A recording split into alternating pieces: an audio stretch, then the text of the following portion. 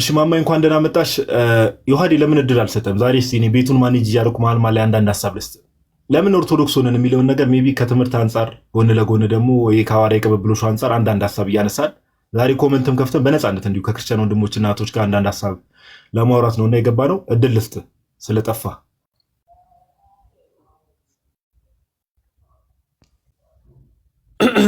ኦኬ ኦኬ፣ እሺ፣ በጣም ጥሩ ጥያቄ ነው። ቀይ በራ ይሰማል? ይሰማል ይሰማል ይሰማል አለ። አዎ ይሰማል። እሺ፣ ለምን ኦርቶዶክስ ሆንን የሚለው በጣም አሪፍ። ከዚህ በፊት ለምን አትሆኑም ነበረ። አሁን ደግሞ ለምን ሆንን የሚለውን ነው የምንነግራችሁ ማለት ነው። ቅድም እንዳለው ጋዲ ስለ ሁለት መሰረታዊ ነገሮች ማለት ነው።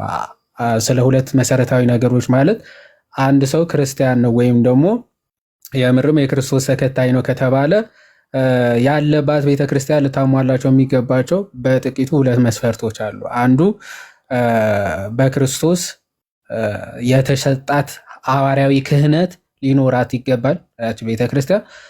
ሁለተኛው ደግሞ ከክርስቶስ የተሰጠውን ትምህርት ደግሞ መቀበል መቻል አለባት ማለት ነው። ኦኬ፣ አንዲት ቤተክርስቲያን ነች ለመባል ሁለቱ በጥቂቱ ሊያስፈልጓት የሚገባው ሐዋርያዊ ክህነትና ሐዋርያዊ ትምህርት ነው ማለት ነው። ስለዚህ ማንም ሰው ኦርቶዶክስ መሆን ያለበት ለምንድን ነው? የክርስቶስ አካል የሆነች አንዲት ቤተክርስቲያን አለች። ያቺ የክርስቶስ አካል የሆነችው አንዲቷ ቤተክርስቲያን ውስጥ ካልሆነ በስተቀር ሰው ሊድን አይችልም። ልክ ቅዱስ ቆጵርያኖስ ሁልጊዜ የምንናገረው ምሳሌ አለ አይደለ? ጌታችን ሊሰራት የመጣችው አንዲት ቤተክርስቲያን አለች። ልክ ኖህ ዓለም ሁሉ ከጥፋት እንዲድንባት መርከብ እንዲያዘጋጅ ወይም ደግሞ መርከብ እንዲሰራ ከእግዚአብሔር ዘንድ ታዞ ነበረ። ኖህ የሰራት አንዲት መርከብ ነች። ከኖህ ውጭ ያለችው መርከብ ደግሞ ምንም ቢተልቅ ኦኬ፣ ምንም በሀብት ቢያጌጥ ምናምን የተሰራው መርከብ ሊያድን አይችልም። ከሞት ከጥፋት ሊያድን የሚችል መርከብ ሊሆን አይችልም ማለት ነው። ልክ ቅዱስ ጴጥሮስም ይህን የያዘና አንደኛ ጴጥሮስ ምዕራፍ 3 ከቁጥር 20 ላይ በኖህ ጊዜ ሰዎች ባመፁ ጊዜ ማለት ነው ለእግዚአብሔር አልታዘዝ ባሉ ጊዜ 8 ነፍሳት በውሃ የዳኑበት መርከብ ሲዘጋጅ ይላል። ኦኬ፣ 8 ነፍሳት በምን በውሃ የዳኑበት ምን መርከብ ሲዘጋጃል። ስለዚህ በውሃ እንዲድኑበት ምንድነው እንዲያዘጋጅ የታዘዘው ከእግዚአብሔር መርከብ ማለት ነው። ኖህም ከእግዚአብሔር የታዘዘውን ነገር ሰምቶ መርከብ ሰራ። ስለዚህ ማንኛውም ሰው ወደዚያች መርከብ ማንኛውም ፍጥረት ሰው ብቻ አይደለም፣ ማንኛውም ፍጥረት ወደዛ መርከብ ቢገባ ይድናል። ከዛ መርከብ ውጭ የቀረ አይድንም ማለት ነው። ይሄ ምሳሌው ለጌታ ነው። አማናዊው ኖህ፣ አማናዊት መርከብ፣ አማናዊት የኖህ ውሃ ምሳሌያቸው ጥላዎች ናቸው። ምሳሌው ለእውነተኛው አካሉ ለሆነው ለክርስቶስ ምሳሌ ነው ማለት። ኖህ የክርስቶስ ምሳሌ ነው። ከእግዚአብሔር አብ ዘንድ ተልኮ መጣ። ምን ሊሰራ? መርከብ። ኦኬ፣ እውነተኛዊቱ መርከብ የሆነችውን ሊሰራ ማለት ነው። እውነተኛዊቱ መርከብ ቤተ ክርስቲያን ነች ማለት ነው። ይህንን የት መመልከት እንችላለን? ማቴዎስ ወንጌል ምዕራፍ 16 ከቁጥር 16 ላይ የሰው ልጅ ማን ይሉታል ብለው በጠየቃቸው ጊዜ አንዳንዶቹ ነቢያት፣ አንዳንዶቹ ከነቢያት አንዱ ነው፣ አንዳንዶቹ ኤልያስ፣ ዮሐንስ ይሉሃል አሉት። እናንተስ ማን ትሉኛላችሁ ባለ ጊዜ አንተ የሕያው እግዚአብሔር ልጅ ነህ አለ። ከሐዋርያት አንዱ ጴጥሮስ ማለት። ስለዚህ ክርስቶስ ምን ብሎ መሰከረለት? አንተ ብፁዕ ነህ አለው። ስለዚህ ቤተ ክርስቲያኔን እሰራለሁ አለ ጌታ። ምንን እሰራለሁ? ኖህ መርከብ ይሰራል፣ ክርስቶስ ቤተ ክርስቲያን ይሰራል። እዚህ ቤተ ክርስቲያን እሰራታለሁ አለ። በየት ዓለት ላይ? አንተ የሕያው እግዚአብሔር ልጅ ነህ በሚለው መሰረትነት ላይ ቤተ ክርስቲያኔን እሰራለሁ አለ። የሚሰራት ቤተ ክርስቲያን ደግሞ የገሃነም ደጆችም አይችሏትም። ኦኬ፣ የገሃነም ደጆች እንኳን አይችሏትም ብሎ ጌታ ተናገረ። ስለዚህ ክርስቶስ የሰራት አንዲት ቤተ ክርስቲያን አለች። ያቺም የገሃነም ደጆች እንኳን የማይችሏት ቤተ ክርስቲያን ነች ማለት። ስለዚህ አማናዊው ኖህ ክርስቶስ የሰራት አንዲት ቤተክርስቲያን አለች። ያቺ ቤተክርስቲያን ደግሞ ምኑ እንድትሆን ነው? አካሉ እንድትሆን ማለት አካሉ የራሱ አካል እንድትሆን ነው የመረጣት። ኤፌሶን ምዕራፍ 5 ላይ ክርስቶስ ምን አለ? ከቁጥር 23 ጀምሮ ስንመለከት ቅድስትና ያለ ነውር ትሆን ዘንድ ቤተክርስቲያንን በውሃ መታጠብ ከቃሉ ጋር አንጽቶ ለራሱ ያቀርባት ዘንድ ወደደ ይላል። የፊት መጨማደድ ኦኬ፣ ነውር ድካም ሳይኖርባት ለሱ እንድትሆን ወደደ ይላል ጌታ።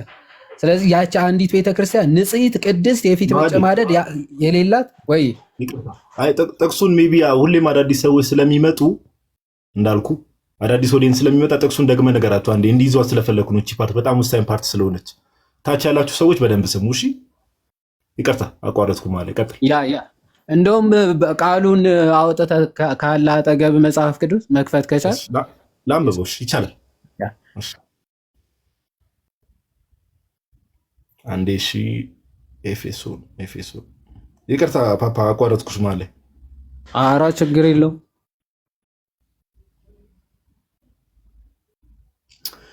እሺ ኤፌሶን መልእክት ምዕራፍ 5 ከቁጥር 24 ጀምሮ እናንብበው። ኤፌሶን መልእክት ሁላችሁም ታች ያላችሁ ሰዎች ቤተክርስቲያን ሲባል እንደው ዝም ብለን ለቤተክርስቲያን በዚህ ደረጃ የጌታ አካል ለሆነች ቤተክርስቲያን በዚህ ደረጃ ለምን ክብር አስፈለገ የሚለው ነገር እንደተረዱ ነው። ወደ ኤፌሶን ሰዎች ምዕራፍ 5 ቁጥር 24 ላይ እንዲህ የሚል ቃል አለ። ዳሩ ግን ቤተክርስቲያን ለክርስቶስ እንደምትገዛ እንዲሁ ደግሞ ሚስቶች ደግሞ በሁሉ ለባሎቻቸው ይገዙ ካለ በኋላ ቁጥር 25 እና 26 ላይ እንደዚህ ይላል። ባሎች ሆይ ክርስቶስ ደግሞ በደንብ አስተውሉ። ክርስቶስ ደግሞ ቤተክርስቲያንን እንደወደዳት ሚስቶቻችሁን ውደዱ፣ በውሃ መታጠብና ከቃሉ ጋር አንጽቶ እንዲቀድሳት ስለ እርሷ ራሱን አሳልፎ ሰጠ። ምን እንዲል? በውሃ መታጠብና ከቃሉ ጋር አንጽቶ እንዲቀድሳት ስለ እርሷ ራሱን አሳልፎ ሰጠ። ቁጥር 27 ላይ እንዲህ ይላል፣ እድፈት ወይም የፊት መጨማደድ ወይም እንዲህ ያለ ነገር ሳይሆንባት ቅድስትና ያለ ነውር ትሆን ዘንድ ክብርት የሆነችን ቤተክርስቲያን ለራሱ እንዲያቀርብ ፈለገ።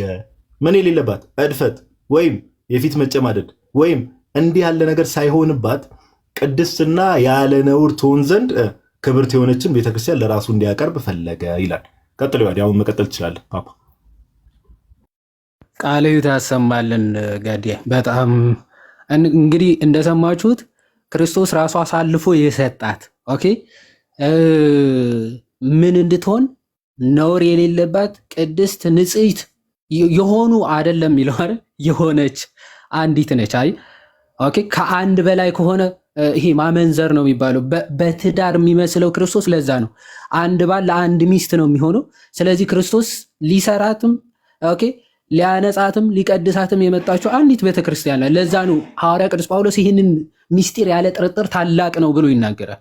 ይህ ሚስጢር በእውነትም ያለ ጥርጥር ታላቅ ነው ይላል። አዎ ጌታ ሊመሰርታት የመጣችው ሙሽራዋ ሆኖ ለመጣላት ለአንዲት ቤተክርስቲያን ራሱን አሳልፎ ሰጥቷል ክርስቶስ።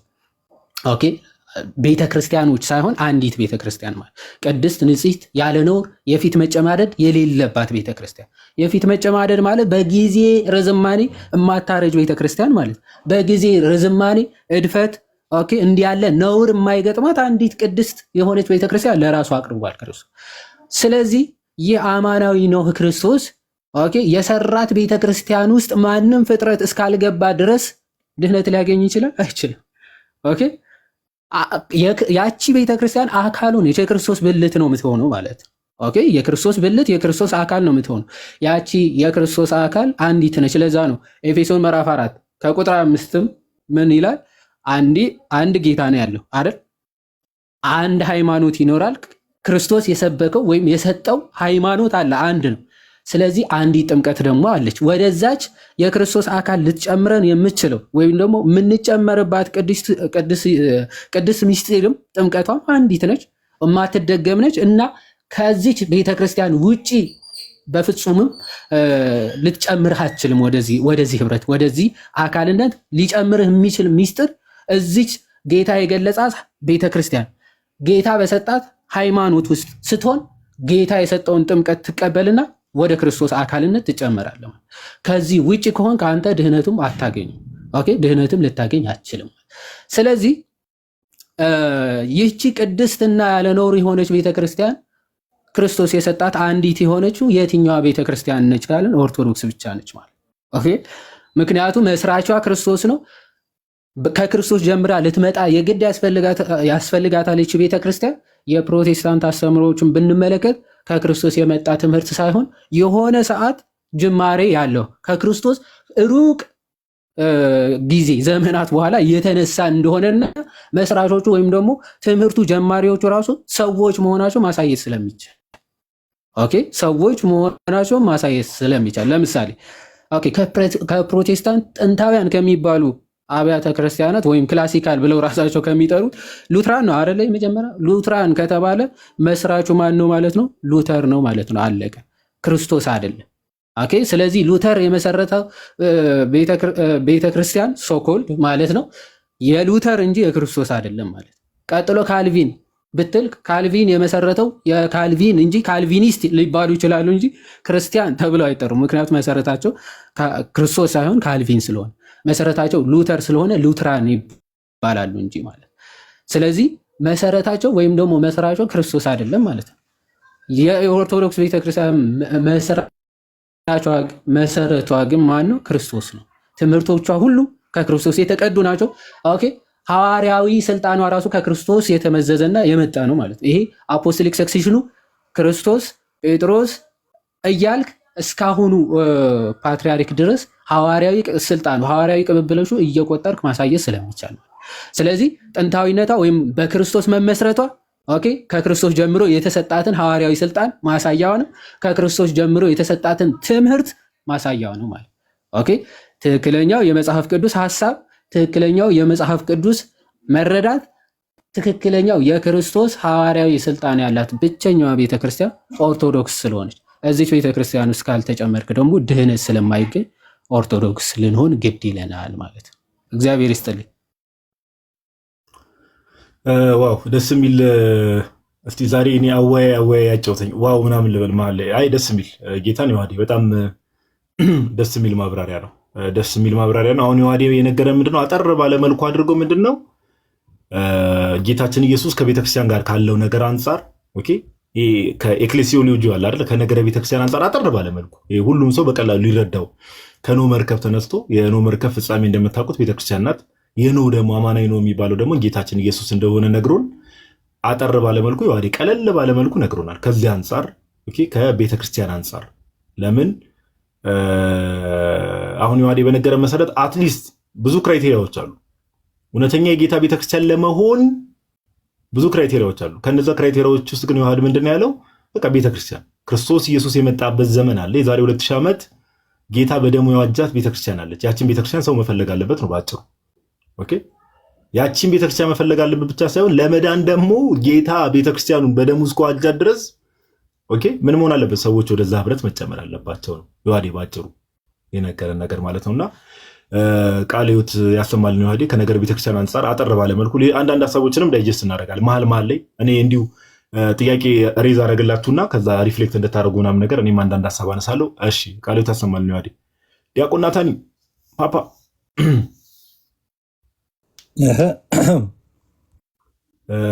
እንኳን ደህና መጣ ብሮስኪ። በድጋሚ ለምን ኦርቶዶክስ ሆነን? አሁን ዮሐዴ ከነገረ ቤተክርስቲያን አንጻር አጠር ባለ መልኩ ሀሳብ ሰጥቶናል። እስኪ አንተ ደግሞ ከትምህርት አንጻር ሊሆን ይችላል የራስን ፐርስፔክቲቭ ኮሜንቱን እናጠፋዋለን። እስቲ ለምን ኦርቶዶክስ ሆነን ናትሻ? እሺ ቃልት ያሰማልን። ያው በደንብ በሰፊው ብሎታል እና ዝም ብዬ በሌላ ሳይድ ያለውን ለመናገር ብቻ አጠር አድርጌ ልሞክር። ብዙ ምክንያቶች አሉን እና በዋናነት ከነገረ ድነት ጋር ያለውንም ከነገረ ቤተክርስቲያን ጋር ያለውንም ዮሐዴ አንስቶታል። በአጭሩ ኦርቶዶክስ የሆን ነው በአጭሩ ነፃ ለመውጣት ነው፣ ወይም ደግሞ የባሪያይቱ ልጆች ላለመሆን ነው፣ ወይም ደግሞ በኃጢአት ስር ላለመሆን ወደ ብርሃኑ ለመምጣት ነው። ግን ደግሞ ወደ ብርሃን ለመምጣት ነፃ ለመሆን አርነት ለመውጣት ግን ለምን ኦርቶዶክስ ሆነን የሚል ጥያቄን ካስከተለ ግን በዚህ በመኃልየ ዘሰሎሞን ምዕራፍ 1 ቁጥር 8 ላይ ብዙ ጊዜ እናነሷለን። ጋዶ ምን ይላል?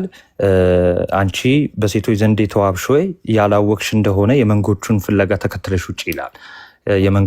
የመንጋዎቹን ፍለጋ ማለት ፉት ስቴፕ ማለት ነው። ኮቴያቸውን እንዴት ነው? ትክክለኛ የሆኑ መንጋዎች አሉ ወደ ሜዳ የተሰማሩ። ከዛን እነሱ መንጋዎች ቢጠፉ ያ ህብረት ወይ ደግሞ ያ ስብስብ ቢጠፋ የመንጋዎቹን ኮቴ ተከትሎ እዛ መንጋጋ መድረስ እንዳለብን መጽሐፍ ቅዱስ ይነግረን ነው፣ በብሉይ ኪዳን ማለት ነው።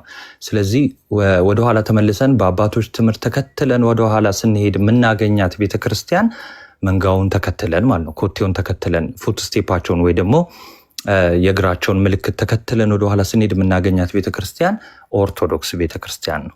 ስለዚህ ኦርቶዶክስ የሆንኩበት ምክንያት ትክክለኛው የጌታ መንጋ፣ ትክክለኛው ህብረት፣ ትክክለኛው ስብስብ ያለባት ሰማያዊቷ ኢየሩሳሌም የተባለች ነፃ የሆነች በእናታችን በቅድስት ሳራ የተመሰለች እቺ ቤተክርስቲያን ነፃነት ስለምታወጣን ነው፣ ነፃ ስለምንወጣ ማለት ነው። እና ሰማያዊ ስፍራ ስለሚኖረን በዚህ በጋላትያ መልእክቱ ሐዋርያው ቅዱስ ጳውሎስ ምዕራፍ 4 ቁጥር 20 ላይ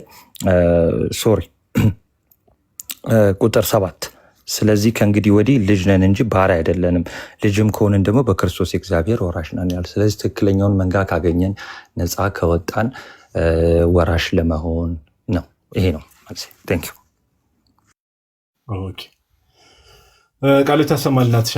ናቱም በጣም አጠርና ምጥን ባለመልኩ ሞስትሊ ከነገረ ቤተክርስቲያን አንጻር ነው እሱ የሚያነሳው። እጥር ምጥን ባለመልኩ ነው ናቱም እንትን ያለው። ቀጣይ ደግሞ ቃሉ ታሰማል ናትሻ። እዮብ አለ ብሊሶ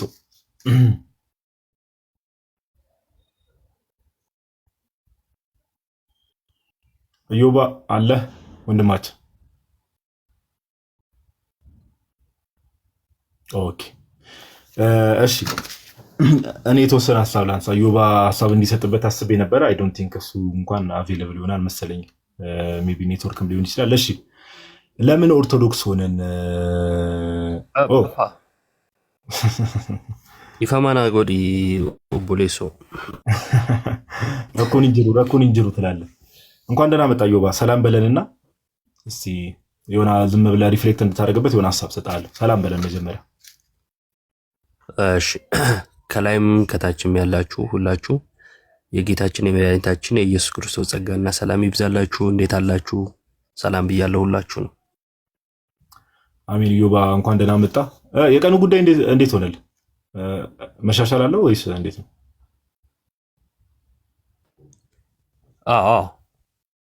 ኦኬ እሺ ነው። እዮብ አንተን ልጠይቅ የፈለግኩት እስቲ ከትምህርት አንጻር እንዴት ነው? ለምሳሌ ለምን ኦርቶዶክስ አንተ አሁን ለምን ኦርቶዶክስ ሆንክ? ኦርቶዶክስ ቤተክርስቲያን ለምሳሌ እምነቷ ትምህርቷ አለ የተገለጠ ነው፣ ማንም ሰው የሚያውቀው ነገር ነው። እና ለምን ኦርቶዶክስ ሆንክ?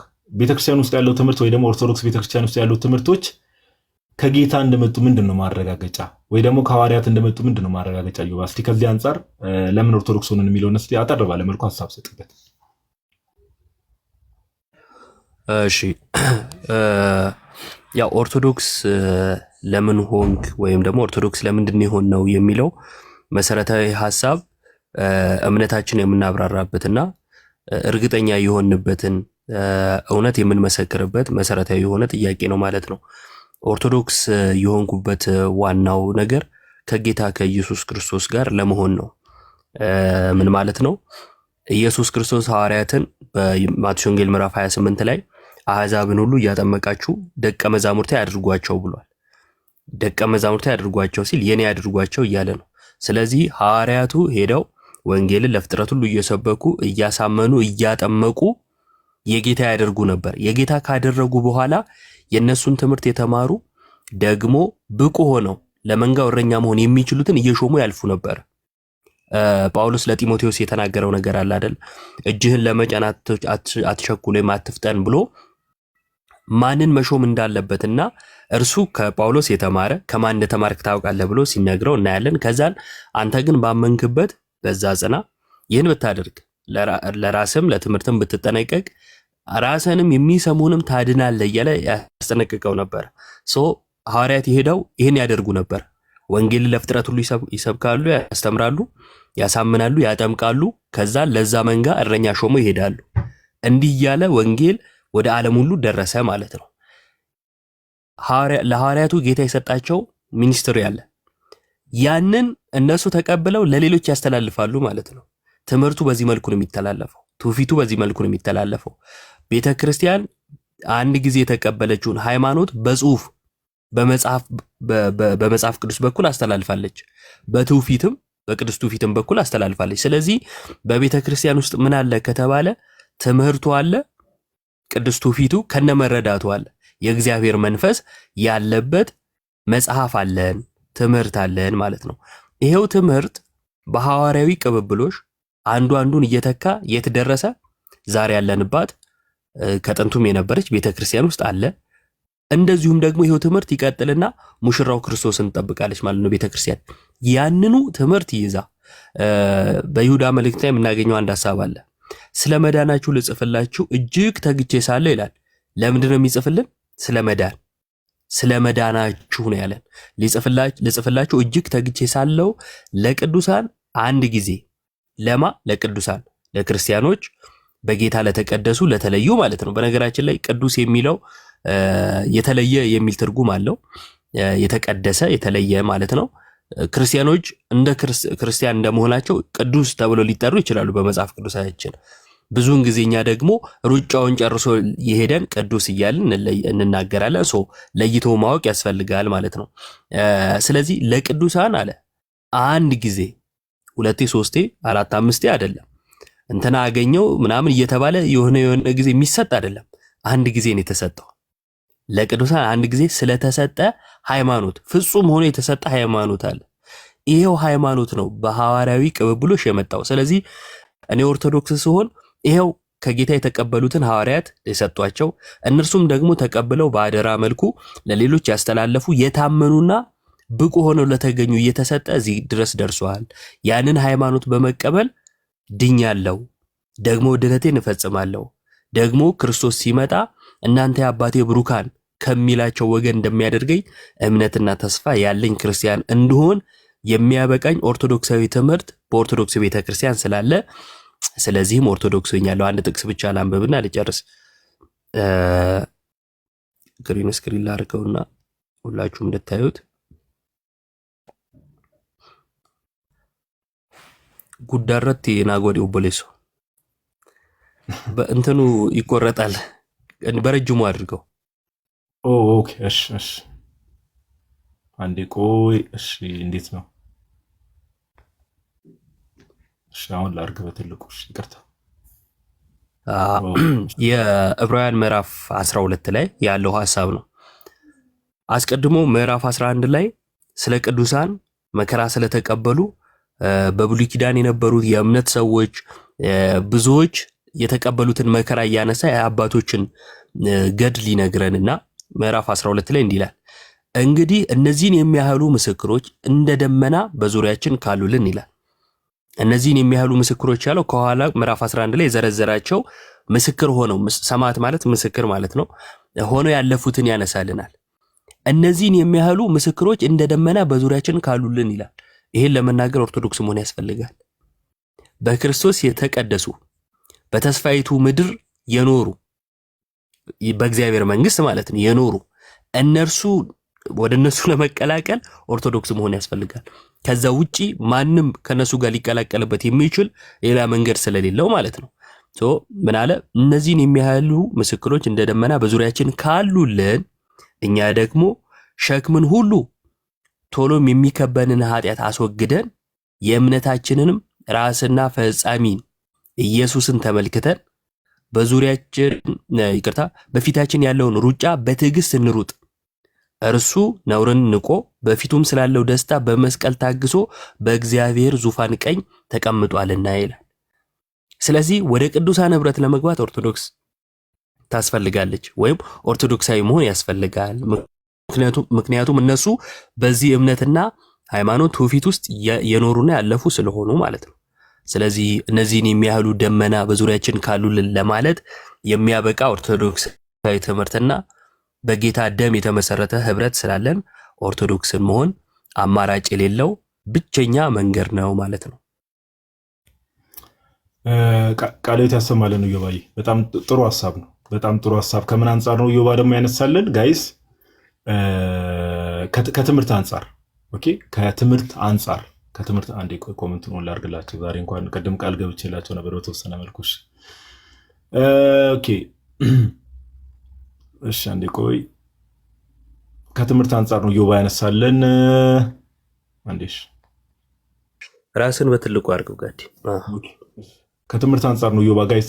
ባይዘው በጣም ቀለል ባለ መልኩ ነው አሁን ወንድሞች ዛሬ እንትን እያሉ ያሉት ምንድነው? በጣም ቀላል በቃላል ኢዚሊ ኦፕን ማይንድ የሆነ ሰው ሲሰማው ምናምን ነገር ኦኬ፣ ይሄ ነገር እያነሱ ላይክ እነዚህ ልጆች እያነሱት ያለው ፖይንት ቫሊድ የሆነ ፖይንት ነው እና ዮባዬ ቃሎት ያሰማልን። አንድ ማወቅ ያለብን ነገር መዝሙር እንስማ፣ ከዛ እኔ የሆነ ሀሳብ እንትን ልበል። ዛሬ እንዲሁ ያዝለቀቅ አይነት ነገር እስቲ ገስት ላይ ያሉ ወንድሞች ምን ታስባላችሁ? መዝሙር ነገር ሰምተን ደግሞ ከዛ አንዳንድ ጥያቄ ድጋሚ ስለምጠይቃችሁ ማለት ነው። ያ አሪፍ ነው። አንተ ልዘምራት በለን እንጂ ችግር የለውም መስማቱ። እሺ ኧረ እኔማ ዘምሬ እዚህ ጋር ያለውን አንድ ሻት የተፈጠረው ይፈጠር፣ ከፈለጉ ይውረዱ። ዘምር ጋዲ። ዮሐዴ በጣም ስሜቴን አመጣው፣ እመቤቴን በጣም በቃ ወኔን አመጣው። በቃ ሃኒ ምን እያረግሽ ነው አሁን? እንደዘምር ነው? እሺ አገፋፉኝ፣ አትወስሱኝ። ምንድን ነው ነገር ደግሞ? ኦኬ ፕሮግራም መሪ። ኦኬ እሺ ናቱ መክፈት ትችላለህ መዝሙር?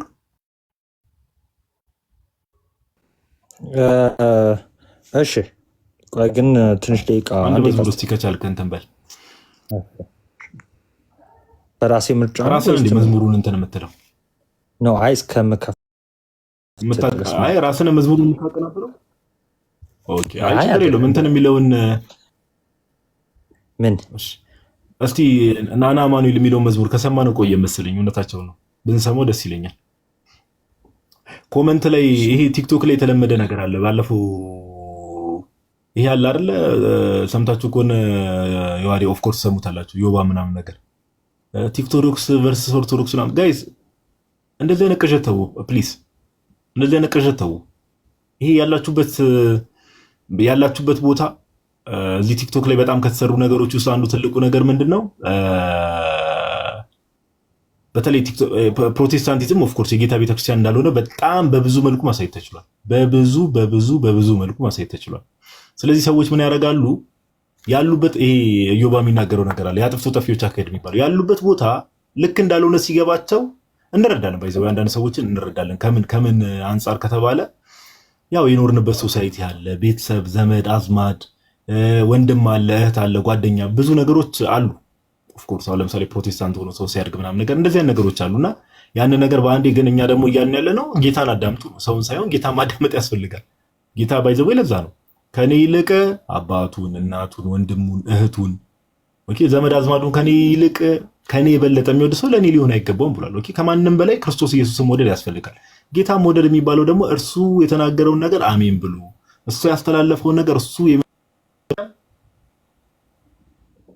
እሱ ወደ መሰረታት ቤተክርስቲያን ወደዛ ህብረት መጨመር ያስፈልጋል ጋይስ። ኦኬ ያስፈልጋልና እንደው ይሄ በቃ ራሳችሁን አሸውዱ እንዲህ እያላችሁ እኔ እንደውም አሁን ፕሮቴስታንቲዝም ትንሽ ራሳችሁን ጠንከር ያሉ ባለፈው እንደውም ስናወራ ነበር ከነ ዮሐዴ ጋር ወይ ሽንቶይዝም የሚባለው ሃይማኖት ላይ እንጀምር መሰለኝ ናት ብዬ እያሰብኩ ነበር። እኔ እንደው ለእኛም አትሊስት ቻሌንጅ የሚያደርገን ነገር እዚህ ፕላትፎርም ላይ ቢመጣ ጥሩ ነው፣ የሆነ አዲስ ሃይማኖት ነገር ተቀጥቅጦ አለቀ ሁሉ። እሺ ለማንኛውም ወደ ጨንቃቸው ነው ይሄ ቲክቶዶክስ እና የመሬት ኦርቶዶክስ ምናምን የሚል እንትን ያነሱት ቲክቶክ ላይ ያለው እንቅስቃሴ ምን ያህል ተጽዕኖ እንደፈጠረባቸው ማሳያ ነው። ምክንያቱም የሆነ ግሩፕ ሰርተው ለቲክቶክ ያለውን ለማጥቃት ነው የመጡት አይደል? ምንም ካላረገ እንቅስቃሴው አንተ ላይ ምንም የፈጠረው ነገር ከሌለ ለምን ስለሱ ታወራለህ? እሱ ሌላ ግሩፕ ማድረግ ለምን አስፈለገ? ጨንቋቸዋል። ስለዚህ መሬት ላይ ያለችው ሌላ ነች የሚል ዘፈን የጀመሩት ቲክቶክ ላይ ፕሮቴስታንቲዝም ገደል እንደገባ ስላሳየን ነው። 100% አፋቸውን ሞልተው የምንናገረው ማለት ነው። ፕሮቴስታንቲዝም ገደል ገብቷል። አፋቸውን ሞልተው እኛ እኮ ማለት እንዳይችሉ አድርገናቸዋል። እኛ የሚለው ማንን ወክሎ ነው የሚለው ጥያቄ ገደላን ይከተተው። ካልቪኒስት፣ ሉተራን ምናምን እየተባባሉ የተበላሉት የሱ ኢየሱስን ያላቀውም ያሉት ከየት መተው ነው? ስለተመታህ ነው። አከርካሪው ሲሰበር ሁልጊዜ የአጥፍቱ ጠፊ አካሄድ ይሄዳሉ። እኔ ፕሮቴስታንቲዝም እና አልሸባብ የሃይማኖት ልዩነት እንጂ የአካሄድ ልዩነት ብዙ ጊዜ የለውም። እነኚህ ራሳቸውንም ሰዎችንም ከድነት በማስወጣት ለማጥፋት የሚሞክሩ የአልሸባብ አካሄድ የሚሄዱ ሰዎች ናቸው። ለማንኛውም ልክ እንዲህ ሲሏችሁ የኦርቶዶክስ የመሬቷ ኦርቶዶክስ እና የቲክቶኳ ኦርቶዶክስ ምናምን ሲሉ እንደጨነቃቸው እና የሚያወሩት እንዳጡ ማሳያ ነው። እንዲሁም እኛ ደፍረን ማለት ነው የመሬቷ ፕሮቴስታንት እና የቲክቶኳ ፕሮቴስታንት ብለን ብዙ ጊዜ እንትን አንልም፣ ግን ብንል በቂ ማሳያ አለን። ከምን እንጀምራለን? አባታቸው ከተባለው ከፓስተር ጻድቁ አብዶ ሉተራኖች እኮ እንደው ለካቶሊክ አዝነው ነው እንጂ ሚስጥራቶች ላይ እንደዛ የሚያምኑት እንደው ስለ እንትን ትክክል ሆነው አይደለም ብሎ በድፍረት መካነ ኢየሱስ የምታክለውን ቸርች ስህተት ላይ እንደሆነች ተናግሯል። ካልቪኒስቶች ከእግዚአብሔር ሐሳብ የራቀ ነገር ነው ያላቸው። አስቀድሞ እሱናል ምናምን የሚባለው ይሄ ትክክለኛ ትምህርት አይደለም ማለት ግን ይመራቸዋል። አይገርምም? እንዲህ እንደማለት እኮ ነው። ዮባ ማና በምን ድፍረት ነው ብፁዕ ቅዱስ አቡነ ማትያስ ብፁዕ ቅዱስ አቡነ ማትያስ ሚስጥራት ላይ ነገረ ክርስቶስ ላይ ወይ ደግሞ ሚስጥረ ስላሴ ላይ ሌላ እምነት ኖሯቸው ቤተክርስቲያኒቷን ሲያስተዳድሯት እንደማለት ነው። እየወጡ ሲባርኩ ግን አንተ ስትጠመቅ ጥምቀት እኮ ከንቱ ነው እያሉ እያመኑ ግን ደግሞ እና ልባርክ ሲሉ ማለት ነው በፍጹም አይሄድም። ከዛ እንደዛ አይነት ሁኔታ ላይ ሆነው ነው አሁን የመሬቷ የምናምኗ የሚሉት ማለት ነውና እየያችሁን በልክ አድርጉት ጋይስ። በተለይ ኮሜንት ላይ መታችሁ እንዲምጽፉ ሰዎች ወጣችሁ በድፍረት እምነታችሁን ማብራራት ምንም አይነት ሞራል የሌላችሁ ሰዎች እንደሆናችሁ በድፍረት መናገር ይችላል። አይደለንም ካላችሁ ይኸው ገስቱ ክፍት ነው፣ መግባት ትችላላችሁ። ቀጥል ጋር ያ እሱን በደንብ አድሬስ ማድረግ ይቻላል። ብዙ ጊዜ ማድሬስ የተደረገ ጉዳይ ነው። እሺ ናቱ መዝሙሩ ዝግጁ ነው ወንድማችን? አዎ በሚገባ በጣም ጥሩ። እሺ እስቲ አሁን መዝሙር ቤተክርስቲያናችን ደግሞ እንዴት በቃ እስቲ አምላካችን ኢየሱስ ክርስቶስን እንግዲህ አረበስማ የቤተክርስቲያናችን መዝሙሮች እኮ መድኃኔዓለም ድረስ በእውነት ለሚያዳምጠው ሰው ራሱን የቻለ ወንጌል ነው። እመቤቴን መገናኛ በየቦታው ከሚያደናቁራችሁ ሰው አንድ የቤተክርስቲያን መዝሙር ብትሰሙ የቤተክርስቲያን መዝሙር ብትሰሙ በቃ ፒውር ጎስፐል ነው። በቃ ንጹህ የሆነ ወንጌል እመቤቴን ንጹህ የሆነ ወንጌል ነውና እስቲ ደግሞ ከነዛ ውስጥ ከእልፍ አላፋት መዝሙሮቻችን ውስጥ አንዱን እንስማናት። ሻሲ ቀጥሎ ወንድማችን። እሺ በስመ አብ ወወልድ ወመንፈስ ቅዱስ አሐዱ አምላክ እንዲህ እናምናለን እንዲህም እንታመናለን። የሃይማኖትን ጸሎት እንበል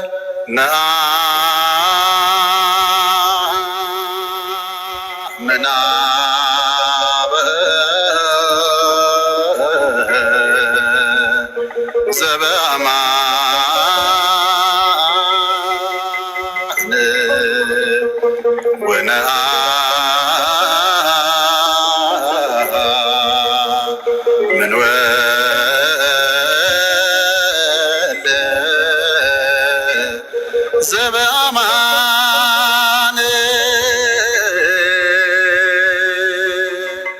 ወነአምን መንፈሰ ቅዱስ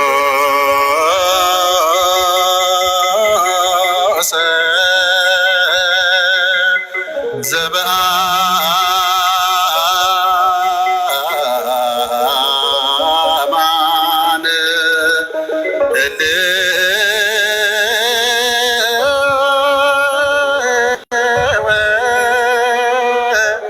ስላሴ ሆሙ ነአምን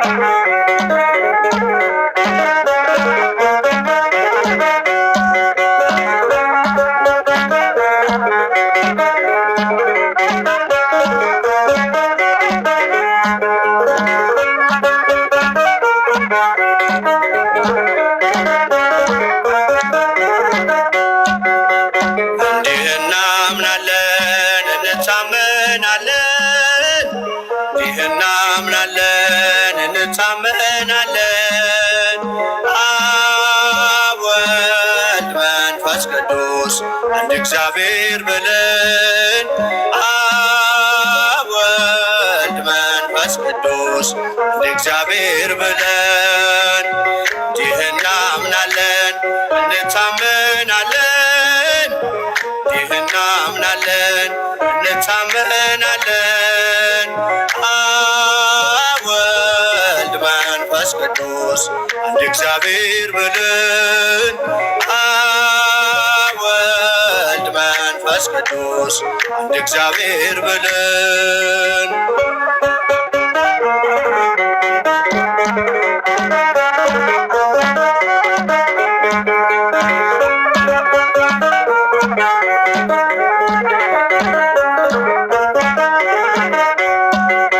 የእግዚአብሔር አፍቶ ይሰፋል ይረቃል ልጁን እስኪሰጠን እንዲሁ ወዶናል። በደብረ ታቦር ላይ እርሱን ስሙት ላለው በመዝሙር ለቃኘን ምስጋና ይድረሰው። በደብረ ታቦር ላይ እርሱን ስሙት ላለው በመዝሙር ለቃኘን ምስጋና ይድረሰው። ይህን እናምናለን እንታምናለን፣ ይህን እናምናለን እንታምናለን። አብ ወልድ መንፈስ ቅዱስ እግዚአብሔር በለን። አብ ወልድ መንፈስ ቅዱስ እግዚአብሔር በለን።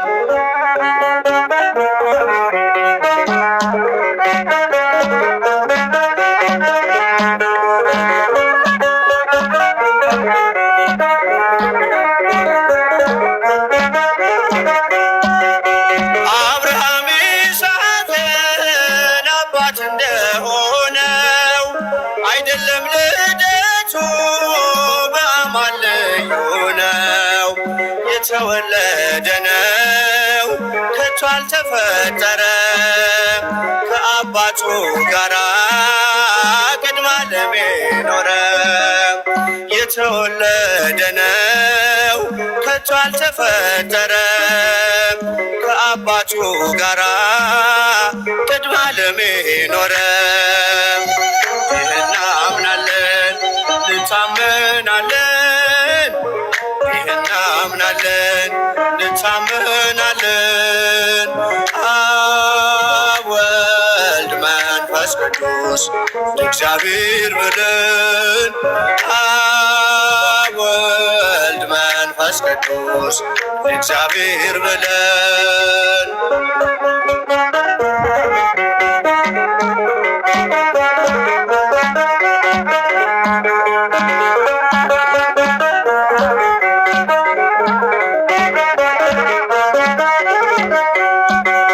ሊያጽናናን የሚላክ ከአብ የሚወጣ በአምሳኛው ዕለት ወደኛ የመጣ የራሱ የሆነ ፍጹም አካል ያለው ጰራቅሊጦስ ጌታ እግዚአብሔር አምላክ ነው። የራሱ የሆነ ፍጹም አካል ያለው ጰራቅሊጦስ ጌታ እግዚአብሔር ቅዱስ ነው። ይህን እናምናለን እንታምናለን፣ ይህን እናምናለን እንታምናለን። አብ ወልድ መንፈስ ቅዱስ እግዚአብሔር በለን። አብ ወልድ መንፈስ ቅዱስ አንድ እግዚአብሔር በለን።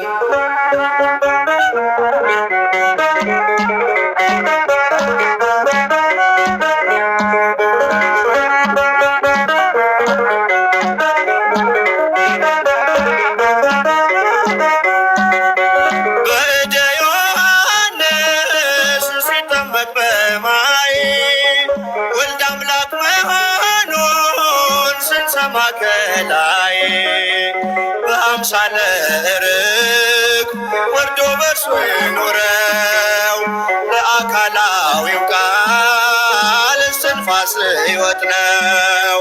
በአምሳለ ርግብ ወርዶ በእርሱ የኖረው ለአካላዊው ቃል እስትንፋስ ሕይወት ነው። ይህን እናምናለን እንታምናለን፣ ይህን እናምናለን እንታምናለን። አብ ወልድ መንፈስ ቅዱስ ቅዱስ እግዚአብሔር በለን አብ ወልድ መንፈስ ቅዱስ እግዚአብሔር በለን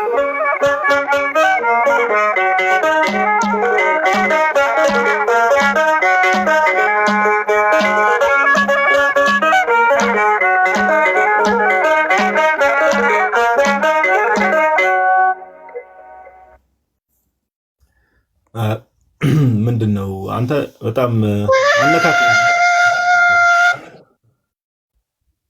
አይ እንትን ብዬ ነበር መሀል ላይ እንደው ይሄ በሳርካዝም ባለው ንግግር አለ አይደል ናቱ ይሄ የመሬቱ ኦርቶዶክስ መዝሙር ትዝ ይላችኋል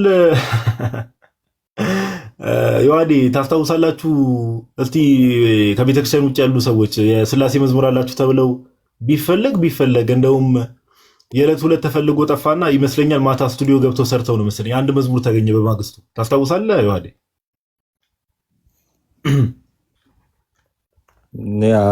የሆነ ቤት እንደዛ አስታውሳለሁ እኔ ኡስታዝ እኮ በጣም ችግር ያለበት ነው አንዱ አሳይመንት ተሰጥቶት እንዴ ምናምን ብሎ ሰርች አደረጋል ሲስ እኮ ነው ኦንላይን ሰርች ሲያደርግ የማን ቢያገኝ ጥሩ ነው የፔንቴ የሥላሴ መዝሙር ብሎ ይፈልጋል የኛ የፋንቱ መዝሙር በጣለ እኔ የምር ጌታን የፔንቴ ብዬ እኮ ነው የፈለኩት አለ ወይ መድኃኒዓለም አይ ደስ ይላል ይሄ ባይ ዘ ወይ በእንትን ሙድ አይደለም እንደዛ እንዳትረዱት ጋይስ ቤተክርስቲያንን እንደው ያው ውስጥ ላይ ያሉ ሰዎችም አሉ ብዙ መምህራንም ሲናገሩ ሰማላችሁ ነው ወደ ጌታ ቤተክርስቲያን ሰዎች በቃ ቢመጡ ጌታ እጆቹን ዘርግቱ እናንተ ተሸክማችሁ የከበዳችሁ ወደ እኔ ነው እኔ ማሳርፋችኋለሁ ብሏል ኦኬ አሁን ላይክ አንድ መዝሙርን ሰማና ከመዝሙሩ በኋላ ደግሞ አንዳንድ ሐሳቦችን ጠይቃቸዋለሁ ለወንድሞችም ጥያቄ ያቀርብላቸዋለሁ ከምን አንፃር ነው አሁን እንደው አንዳንዴ ላይክ በተለይ ከሳልቬሽን አንፃር ለምሳሌ ከቤተክርስቲያን ውጭ ድነት የለም እንደዚህ አይነት ነገር ስንናገር እንደው ሰውን ለማስከፋት ወይ ደግሞ ከቤተክርስቲያን ውጭ ያሉ ሰዎችን እግዚአብሔር በሚያውቀው እዚህ ጋር ያሉ ወንድሞችም ሌሎች ሰዎችም ቢሆኑ ከቤተክርስቲያን ውጭ ላለ ሰው ለየትኛውም ሰው ንጹህ ፍቅር ነው ያለን የማንወደው ምን ነው ትምህርታቸው ከጌታ ትምህርት ተቃራኒ ከጌታ ቤተክርስቲያን ትምህርት ተቃራኒ የሚቆሙ ትምህርቶቹን አንወዳቸው ለምን ብዙዎቹ መሰረታቸው ያው ስፒሪቱ ኬት እንደሆነ ስለሚታወቅ በጌታ ቤተክርስቲያን ውስጥ ያለው ትምህርት ስፒሪቱ ከማን ነው ከመንፈስ ቅዱስ ምንጩ ራሱ ከጌታ ቤተክርስቲያን ውጪ ያሉ ትምህርቶች ግን ከጌታ ቤተክርስቲያን ውጪ ያሉ ትምህርቶች ግን ምንጫቸው ምንድነው ከተባለ ያው በቤተክርስቲያን ውስጥ ከመንፈስ ቅዱስ ከሆነ ከቤተክርስቲያን ውጪ ደግሞ ምን እንደሆነ ማወቅ አይከብድምና ወደዚህ ህብረት ሰዎች እንዲመጡ እንጠራለን ናቱሻ ናና ማኑኤል ልጋብዘን ነው እሱም በጋብዘን ደስ ይለኛል እሺ እሷን መዝሙር እንስማና አንዳንድ ጥያቄ ደግሞ አዘጋጅቼላችኋለሁ ለወንድሞች ያው ብዙ ሰው ናና ማኑኤል እያለ ስለሆነ ኮሜንት ላይ እስቲ ዛሬ ምእመኑን ያማከለ ፕሮግራም እናድርግ በሚለው ነው ምእመኑን ያማከለ ምእመናት ወምእመናን የእናንተን ፍቃድ ለማሟላት ዛሬ ዝግጁ ሆነን መተናል ትላለህ እሺ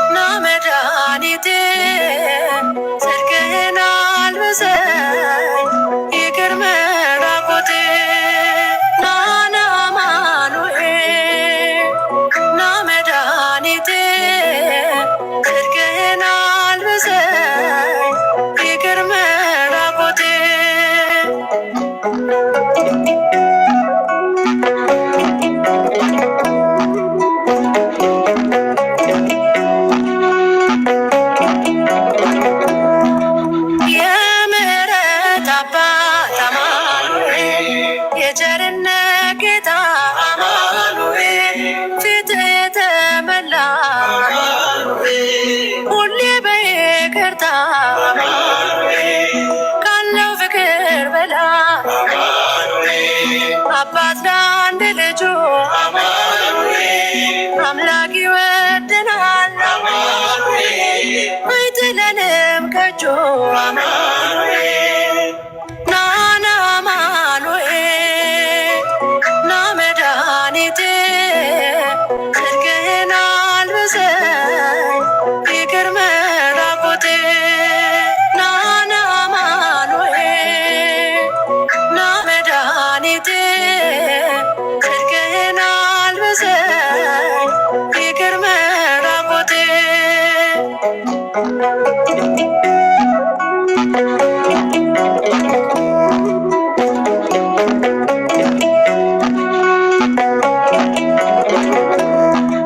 መድኃኒቴ ልበል ድኛለሁ በሞት አማኑኤል ቁስሌ ተፈውሷል አማኑኤል በቁስል በሞት አማኑኤል ስሸት አቀፍከኝ አማኑኤል ስወጋኝ በራ አማኑኤል በፍቅር አወጣኸኝ አማኑኤል ከዚያ ከመከራ አማኑኤል ናና አማኑኤል ና መድኃኒቴ ጽድቅህን አልብሰኝ ይቅር መራቆቴ ናና አማኑኤል ና መድኃኒቴ ጽድቅህን አልብሰኝ ይቅር መራቆቴ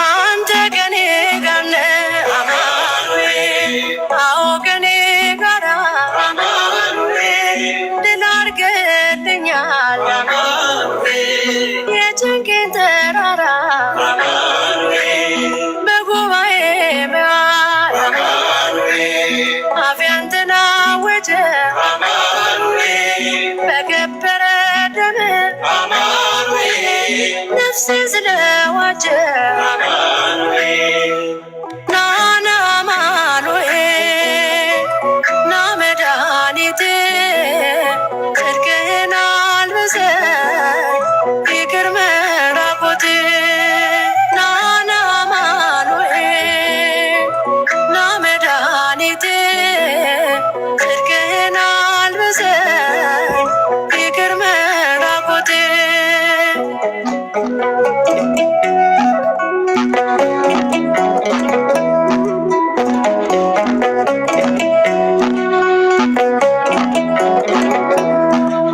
የድንግሏ ፍሬ አማኑኤል የብላቴናዋ አማኑኤል የቤቴ ምሰሶ አማኑኤል የነፍሴ ቤዛዋ አማኑኤል መሰረቴ አንተ ነህ አማኑኤል ያሳደገኝ እጅ አማኑኤል አተወኝም አንተ አማኑኤል ስለሆንኩኝ ልጅ አማኑኤል ናና አማኑኤል ና መድኃኒቴ ጽድቅህን አልብሰኝ ይቅር መራቆቴ ናና አማኑኤል ና መድኃኒቴ ጽድቅህን አልብሰኝ ይቅር መራቆቴ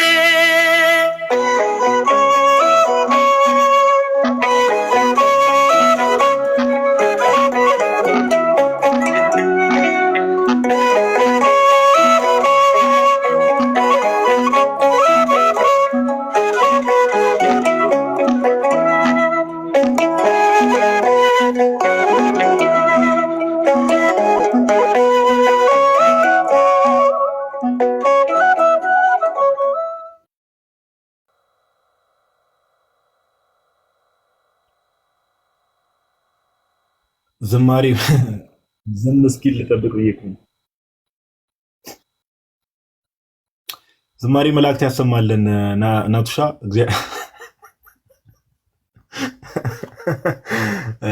እሺ ቡናው አስፈላጊ ነው ሩሂ። እሺ ዝማሬ መላእክት ያሰማልን። ናቱ ሩሃማም እግዚአብሔር ይስጥልን።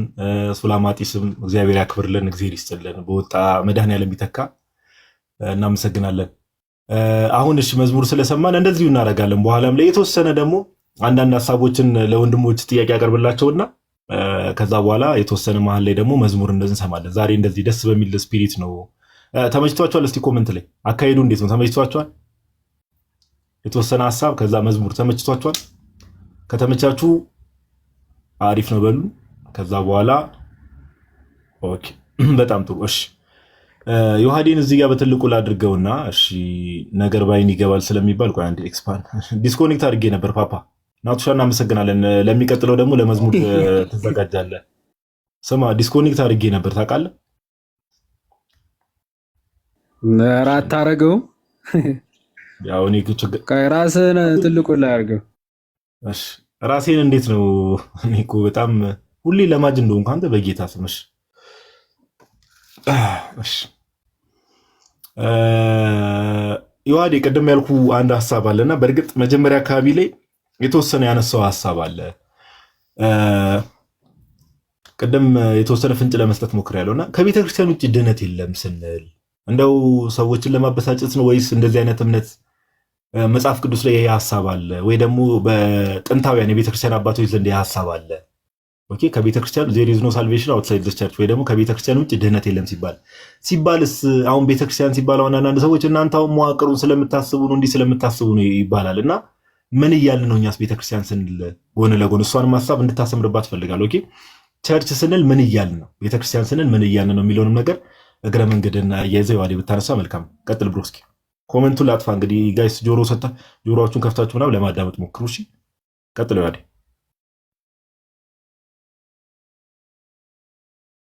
ኦኬ ጥሩ ጥያቄ ነው።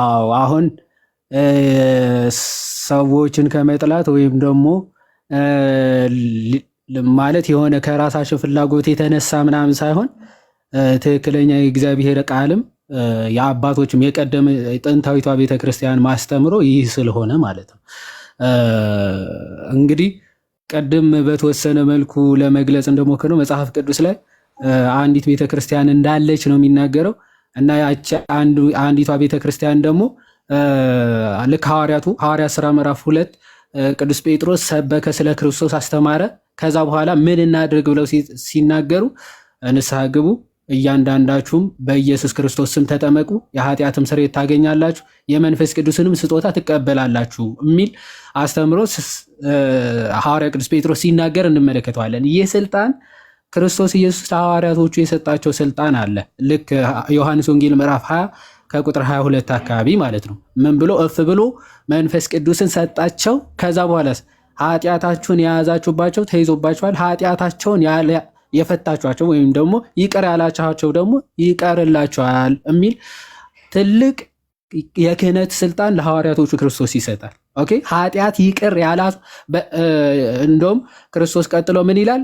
በምድር ያሰራችሁት በሰማይ የታሰረ ነው፣ በምድር የፈታችሁት በሰማይ የተፈታ ነው የሚል ማለት። ስለዚህ ስልጣናቸው ምድራዊ ብቻ ሳይሆን ሰማያዊ ስልጣን የሆነ ሐዋርያዊ ስልጣን ያላቸው አባቶች አሉ ማለት ነው። ይህ ሐዋርያዊ ስልጣን ከክርስቶስ በእፍታ ተቀብለውታል ሐዋርያቶቹ ደግሞ ይህንን ስልጣን እጃቸውን በመጫን ስልጣኑን ይሾማሉ። ልክ ሐዋርያት ሥራ ምዕራፍ 20 ከቁጥር 28 ላይ መንፈስ ቅዱስ እናንተን ጳጳሳት አድርጎ ለሾመባት ለመንጋውና ለራሳችሁ ተጠንቀቁ አይደለም። ስለዚህ በመንፈስ ቅዱስ የሚሰጥ ስልጣን ነው። ኦኬ እንዴት ነው ግን የሚቀበሉት? በእጅ መጫን ማለት ነው።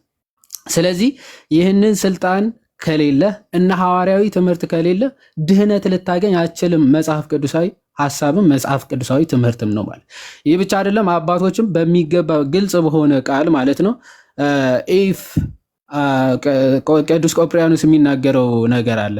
ኢፍ the church is not your mother God will not be your father ይላል። ቤተ ክርስቲያን ማንም እናቱ ያልሆነችለት ሰው እግዚአብሔር አባቱ ሊሆን አይችልም። አለቀ በቃ። ቤተ ክርስቲያን እናትህ ስትሆን ወይም ደግሞ የቤተ ክርስቲያን ልጅ ስትሆን ብቻ ነው የእግዚአብሔር ልጅ ወይም ደግሞ እግዚአብሔር አባቴ ነው ብለህ መጥራት የምትችለው ማለት። ቅዱስ ቆጵርያኖስ አሁንም ቀጥሎ ምን ይላል? there is no salvation outside of the church ይላል። ምክንያቱ ምን ብሎ ይገልጻታል? ኤፒስቲል ወይም ሌተር 64 ላይ ቆጵሪያኖስ ቤተክርስቲያን ማለት ገነት ማለት ነች። ኦኬ ምድራዊቷ ገነት ቤተክርስቲያን ነች ይልና ከዚች ከምድራዊቷ ገነት የሚፈልቁ ያው በመጽሐፍ ቅዱስ ገነት 4 ወንዞች አላት የሌለ ከዚች ቤተክርስቲያን የሚገኙ 4 ወንጌላት አሉ የእግዚአብሔር ቃል። ኦኬ እዚች ቤተክርስቲያን ውስጥ ስትሆን ነው ትክክለኛ ምንጭ የሆነው የአራቱ ወንጌላት ምንጫቸውን ኦኬ ልታገኘው የምትችለው ትክክለኛ ሐሳባቸው ልታገኘው የምትችለው በምድራዊቷ ገነት በቤተክርስቲያን ውስጥ እስከሆንክ ድረስ ነው። ከዚች ውጪ ከሆንክ ግን ምንጭነቱ ሌላ ነው፣ ሐሳቡም ሌላ ነው የሚሆነው ማለት ነው። ስለዚህ ምን ብሎ ይናገራል ቆጵሪያኖስ ኢፒስቴል 72 ላይ 2 ነገሮችን ያነሳል። ከቤተክርስቲያን ውጪ የሆነ ኖቫቲያን የተባለ ሰው ክህነት አለኝ ብሎ ሰዎችን ያጠምቅ ነበር። ኖቫቲያን የተባለ ሰው ማለት ነው። ስለዚህ ቆጵሪያኖስ 2 ነገሮች ያነሳል። ቤተክርስቲያን ኦኬ ወይ ቆርኔሌዎስ ጋር ወይም ደግሞ ኖቫቲያን ጋር ልትሆን የግድ ይላታል ይላል። ኦኬ ቤተክርስቲያን ኖቫቲያን ጋር ከሆነ ትክክለኛዊቱ ቤተክርስቲያን ስለዚህ ቆርኔሌዎስ ጋር አይደለችም ማለት ነው። ቆርኔሌዎስ ጋር ከሆነች ያቺ እውነተኛዊቱ ቤተክርስቲያን ደግሞ ኖቫቲያን ጋር ልትሆን አትችልም ማለት። ምክንያቱም ሐዋርያዊ ስልጣን ሲመጣ ሐዋርያዊ ትምህርት ሲመጣ ሰንሰለቱን ጠብቆ ኦኬ ቅብብሎሹን ሳይፈርስ ሳያፋልስ ነው ሊመጣ የሚችለው ማለት። ስለዚህ ኖቫቲያን ትክክለኛይቱ የጌታ ቤተክርስቲያን እሱ ጋር ነች ከተባለ ስለዚህ ቆርኔሌዎስ ጋር አይደለችም እየተባለ ነው በሌላ ትርጉም ማለት። ኦኬ ስለዚህ ትክክለኛ ቤተክርስቲያን እንደሆነ ኖቫቲያን ጋር ያለው ወይም ቆርኔሌዎስ ጋር ያለውን ትክክለኛ ቤተክርስቲያን እንደሆነ በምን እንወቅ ይላል። ቆርኔሌዎስ ማን የሾመው? ፍላቪያን የተባለ። ፍላቪያን ማለት ለክርስቶስ ሰማዕትነትን የተቀበለ ከሐዋርያቶቹ ቀድሞ ስልጣኑን የተቀበለ በትክክለኛ የሐዋርያት ስልጣንን የተቀበለ ፍላቪያን የተባለ የእሱ ደቀ መዝሙር ነው፣ በእሱ የተሾመ ነው ይላል። ኖቫቲያን ከእሱ በፊት ሐዋርያዊ ስልጣን ያለው ካህን የሾመው ከሆነ ኦኬ ሰንሰለቱን ወደኋላ ቆጥሮ ያሳየን ይላል። ስለዚህ ሊያሳየን አይችልም። ራሱ አሬይዝ ያደረገ ወይም ደግሞ ከራሱ ያፈለቀው ስልጣን ነው፣ ወይም ደግሞ ስልጣኑ ከራሱ ኖቫቲያን ያፈለቀው ነው። ስለዚህ ከቀደመችው ቤተክርስቲያን ያገኘው ስላልሆነ ኖቫቲያን የራሱ ቤተክርስቲያን ወይም የራሱ ስልጣን መስርቶ ወጥቷል እንጂ ከእውነተኛዊት ቤተክርስቲያን ያገኘው ስልጣን አይደለም ማለት። ስለዚህ ቤተክርስቲያን ማን ጋር አይደለችም ይላል? ኖቫቲያን ጋር አይደለችም ይላል። ኦኬ አፖስቶሊክ ሰክሴሽን የሌለው ቤተክርስቲያን ውስጥ ከሆንክ ትክክለኛ የጌታ ቤተክርስቲያን ውስጥ አይደለህም ማለት። ኦኬ ስለዚህ ምን አለ? ኖቫቲያን ትክክለኛይቱ ቤተክርስቲያን ውስጥ አይደለም ብሎ ሲለየው ትመለከታላችሁ። ለቆርኔሌዎስ ግን ፍላቪያን ወደኋላ እየቆጠረ እስከ ሐዋርያቶቹ ድረስ ሊደርስ የሚችል ሐዋርያዊ ትክክለኛ ስልጣን አለው። ስለዚህ ቆርኔሌዎስ ያጠመቀው ትክክለኛ ጥምቀት ከሆነ ኖቫቲያን የሚያጠምቀው ጥምቀት በፍጹም ወደ ጌታ ቤተክርስቲያን የሚጨምር ጥምቀት አይደለም ብሎ ሲለየው ሲያግዘው እንመለከታለን። ቅዱስ ሄሬኔዎስ በረከቱ ይደርብን። እሱም በተመሳሳይ ሁኔታ ኦኬ ከግኖስቲኮች ጋር ከሚያገኘው ካደረገው ሐሳባቸው ሪፊት ካደረገበት መጽሐፉ አድቨርሰስ ሄረሲ ቡክ 3 ቻፕተር 2 ሲጀምር ቡክ 3 ቻፕተር 2 ጀምረን በደንብ ስንመለከተው የሄሬኔዎስ ሐሳብ ማለት ነው ስለ አፖስቶሊክ ሰክሴሽን ሲናገር መናፍቃን ወይም ደግሞ ሄሬቲክስ ኦኬ ራሳቸውን ትክክለኛ በክርስቶስ ሐዋርያት መካከል እንደነበሩና ትምህርታቸው ከሐዋርያት ጀምሮ እንደነበረ አስመስለው ይናገራሉ እና እንደዛ እንደሆነ ማስመስለው ለመናገር ይሞክራሉ ይላል። ኦኬ ባይዞይ የመናፍቅ ዋነኛ ባህሪውና መለያው ምንድነው? ሁልጊዜ ትምህርቴ ከክርስቶስ ነው፣ ትምህርቴ ከሐዋርያት መካከል ነው የማለት ትልቅ ክሌም በቃ አይጠፋም በመናፍቃን ዘንድ ማለት። ሄሬኔዎስ ይቀጥላል። ትምህርታቸው ከሐዋርያት እንደመጣ ስልጣናቸውም ከሐዋርያት መካከል እንዳለ ይናገራሉ። እንደውም አንዳንዶቹማ አልፈው ይልና ከሐዋርያት ራሱ የሚበልጥ ስልጣን እንዳላቸው ይናገራሉ። ምክንያቱም ሐዋርያት በነበሩበት ሰዓት የተሳሳተ ወይም ደግሞ አንዳንድ የሚሳሳቷቸው ነገሮች አሉ። እኛ ጋር ሲደርስ ግን ወደ ፍጽምና ደርሰዋልም እስከ ማለት ይደርሳል። ልክ የፕሮቴስታንቶች አንዳንዴ እኮ ቅዱስ ጴጥሮስ ተሳስቷል ለማለት ይደፍራሉ አይደል? ለሉተር የማይናገሩት ቃል ለቅዱስ ጴጥሮስ ለመናገር ይሞክራሉ። ይህን ያክል ድፍረት ነው የሚሰጥ ማለት ነው። ስለዚህ እንዲህ ይላሉ ይልና ነገር ግን አለ ትክክለኛው የሐዋርያዊ ስልጣንና የሐዋርያዊ ትምህርት ያለው እኛ ጋር እንደሆነ እናሳያቸው ይላል። ለማሳየት ይጀምራል። አሁን በዓለም ደረጃ ተሰራጭታ ያለችው ቤተክርስቲያን ሁሉም ብንመለከታቸው መሰረታቸውና ምንጫቸው ሐዋርያት እንደሆኑ ማሳየት እንችላለን። የሁሉም እንዘርዝር ብንል ጊዜም ሰዓትም አይበቃንም።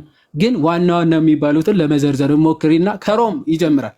በነገራችን ላይ ከዚህ በፊት እዚህ ቲክቶክ መንደር ላይ አንዱ አስተማሪ ተብሎ መጥቶ የሮም ቤተክርስቲያን ማን እንደመሰረታት ራሱ አትታወቅም ምናምን የሚል ቢክሌም አድርጎ ነበር።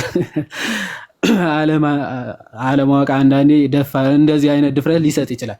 ሄረኔስ ግን ሲናገር ሮም ይልና በሁለቱም ታላላቅ ሐዋርያት ተመሰረተች ይላል። በቅዱስ ጴጥሮስና በቅዱስ ጳውሎስ የተመሰረተች ቤተክርስቲያን እንደሆነች እናውቃለን። ስለዚህ እየዘረዘረ ይመጣና እስከሱ ሰዓት ድረስ ያለው ትክክለኛው ሐዋርያ ቅብብሎሽ ሄረኔስ ይናገራል ማለት። ስለዚህ ትምህርቱ አለን የሚሉ ከሆነ መጀመሪያ ስልጣኑ ራሱ መኖሩ መጀመሪያ ማረጋገጡ መሰረታዊ ነገር ነው። ከዛ በኋላ ትምህርቱ ራሱ አለን ወይስ የለንም የሚለው በትምህርቱ ስለሚመዘን ማለት። ስለዚህ ቅዱስ ሄሮኒስ ምን አለ? ሐዋርያዊ ቅብብሎሹ ትክክለኛ በሐዋርያቱ የተሾሙት ይዘውት የመጡት ትምህርት በቃልም በጽሁፍም የመጣልን ትምህርት ሁለቱም ከነዚህ ምንጮች ልንቀበል ያስፈልጋል ብሎ ቅዱስ ሄሮኒስ ሲናገር እንመለከታለን። ስለዚህ ከዚች ቤተክርስቲያን ውጭ የሚመጣ ማንኛውም ምንጭም ማንኛውም ትምህርትም በነገራችን ላይ ስህተት ነው። ኦኬ ባይ ዘ ወይ ከዲያብሎስ እውነት ሊገኝ ይችላል ማለት ትክክል የሆነ ትምህርት ሊናገር ይችላል። ትክክል የሆኑ ምስክርነቶች ሊሰጥ ይችላል። ግን ምንጩ ወይም ደግሞ አመጣጡ ከዲያብሎስ ብቻ ስለሆነ ግን ተቀባይነት አይኖረው። ኦኬ ተቀባይነት አይኖረው። ምን እያልኩኝ ነው? ለምሳሌ ስለ ክርስቶስ አንተ የሕያው እግዚአብሔር ልጅ ብሎ ተናግሯል አይደል ዲያብሎስ። ክርስቶስ ግን ምን ብፁዕ ነህ ሲለው ትመለከታለህ አይለውም። ባይዘው ጴጥሮስ የተናገረውን ምስክርነት አጋንንት መስክረዋል ስለ ክርስቶስ።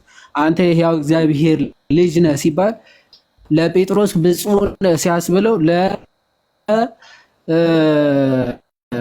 ለዲያብሎስ ሲሆን ግን ዝም ብለህ ውጣ ኦኬ ገስጾ ሲያስወጣው ነው የምንመለከተው። ስለዚህ አንዳንድ የፕሮቴስታንት ዲኖሚኔሽን ወይም ደግሞ አንዳንድ የመናፍቃን ትምህርቶቻቸው ምናልባት ትክክል የሆነ ትምህርት ሊገኝባቸው ይችላል። ግን ምንጫቸው ከነሱ በመሆኑ ብቻ ትምህርቱ ልክ አይሆንም። ኦኬ ከክርስቶስ እስካልሆነ ድረስ ትምህርቱም ሐሳቡም ልክ ሊሆን አይችልም። ለምሳሌ መካነ ኢየሱስ ጥምቀት ለድህነት ያስፈልጋል ብላ ታስተምራለች። ይሄ ትምህርት ትክክል ነው። ኦኬ ትክክል ነው። ግን ከመካነ ኢየሱስ በመባል ወይም ደግሞ መካነ ኢየሱስ ብቻ ስለሆነች ይሄን እያለችው ያለችው የሚያድን ትምህርት አይሆንም። ኦኬ ትምህርቱም የሚያድን አይሆንም። ብታጠምቅም የሚያድን ጥምቀት አይሆንም ማለት ሁልጊዜ ከጌታ የመጣ ስልጣንና የመጣ ቤተክርስቲያን እስከሆነ ድረስ ነው ትምህርቱም ኦኬ ሚስጢሩም ትክክል ሊሆን የሚችለው ማለት። ስለዚህ እዚች ቤተክርስቲያን ውስጥ ካልሆንክ በስተቀር ድህነት ሊገኝ አይችልም ብሎ ቅዱስ ቆጵርያኖስ ተርቱሊያንም በተመሳሳይ ሐሳብ ይናገራል። እችን ተናግሬ ልጨርስ። ቅዱስ ቆጵርያኖስ ኢፒስቲል 76 የሚናገራትን የቅድሟን የጴጥሮስ ሐሳብ ማለት ነው። ምን ይላል? ትክክለኛ ፋውንቴን ኦፍ ላይፍ ወይም ደግሞ የህይወት ምንጭ ውሃ የሚገኝባት ቤተክርስቲያን አንዲት ነች። ያቺ ቤተክርስቲያን ደግሞ የምትሰጠው ክህነት ወይም ደግሞ የያዘችው ክህነት እውነተኛና አማናዊ እስከሆነ ድረስ ነው። ወይም ደግሞ ይሄ ላይፍ ወይም ደግሞ ጥምቀቱ ባፕቲዝም ራሱ ሪሚሽን ኦፍ ሲን የሚሰጠው ይላል። ኦኬ ሪሚሽን ኦፍ ሲን የሚሰጠው ትክክለኛው የጌታ ቤተክርስቲያን ውስጥ ስትሆንና ትክክለኛው ይህ የፋውንቴን ኦፍ ላይፍ የህይወት ምንጭ የሚገኝባት ቤተክርስቲያን ስትሆን ነው ራሱ ጥምቀቱም ህይወት የሚሰጥ የጌታ ስጋና ደም ራሱ ህይወት ሊሰጥ የሚችለው ማለት። ከዚች ቤተክርስቲያን ውጪ ከሆንክ ግን ምንም ሚስጢር ነው ብለህ ብትቀበል ምንም ትምህርቱ ብትቀበል ምንጩ ፋውንቴን ወይም ደግሞ የህይወት ምንጭ አለ አይደል? ምንጩ ከሷ ቤተክርስቲያን የተቀዳ ስላልሆነ የምትቀበለው ሚስጥር የምትቀበለው ትምህርት ህይወት ሊሰጥ የሚችል ትምህርት ሊሆን አይችልም በጭራሽ ብሎ ቅዱስ ቆጵርያኖስ ይናገራል ማለት ነው። እግዚአብሔር ይስጥልኝ። ቃልዮት ያሰማልን። ዮሐዴ በጣም ጥሩ ሀሳብ ነው። እዚህ ሀሳብ ላይ አሁን ዮሐዴ ያላችሁ ነገር ሜቢ ሶርሱን ሪፈረንሱን እሱ ሲናገር ያልያዛችሁ ሰዎች ካላችሁ አንድ ሁለት ሀሳብ ጨምርላችኋለሁ። ሪፈረንሱንም እነግራችኋለሁ። ሱላማጢስ እንኳን ደህና መጣሽ። ቃሎት ያሰማል ነው ያለ። እስቲ ሰላም በይን፣ ለዛን የሳብኩሽ ሰላም በይን ቢያንስ ገብተሽ። እንጋዲህ በመንግስት ስም የጠራኸኝ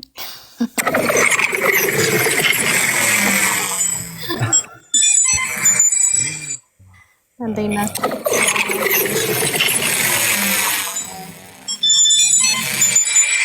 ሮሃማን ገስት ላይ ገብተሽ ተቀመጭ ብያት ነበር እንዳንቺ። እሷ አይ ቲንክ የማይመች ቦታ ነው ያለችው መሰለኝ። እንኳን ደህና መጣሽ። ለማንኛውም ቆያችሁ፣ አመሰግናለሁ። እንዴት አላችሁ ወንድሞች? ቃሌት ያሰማልን ይሁዲዬ በጣም አመሰግናለሁ። ሰላም ልበላችሁ እና እኔ እኮ ገስት መግባት ፈራለሁ፣ ብዙም አልገባም። እንደ ሮሃማ ባሮጥም እንደ ሮሃማ ሯጭ ባልሆንም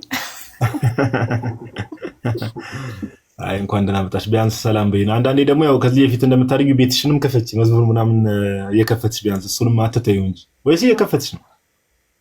አንዳንዴ ከፍታለሁ ጋዲ፣ ብዙ አይደለም። ኦኬ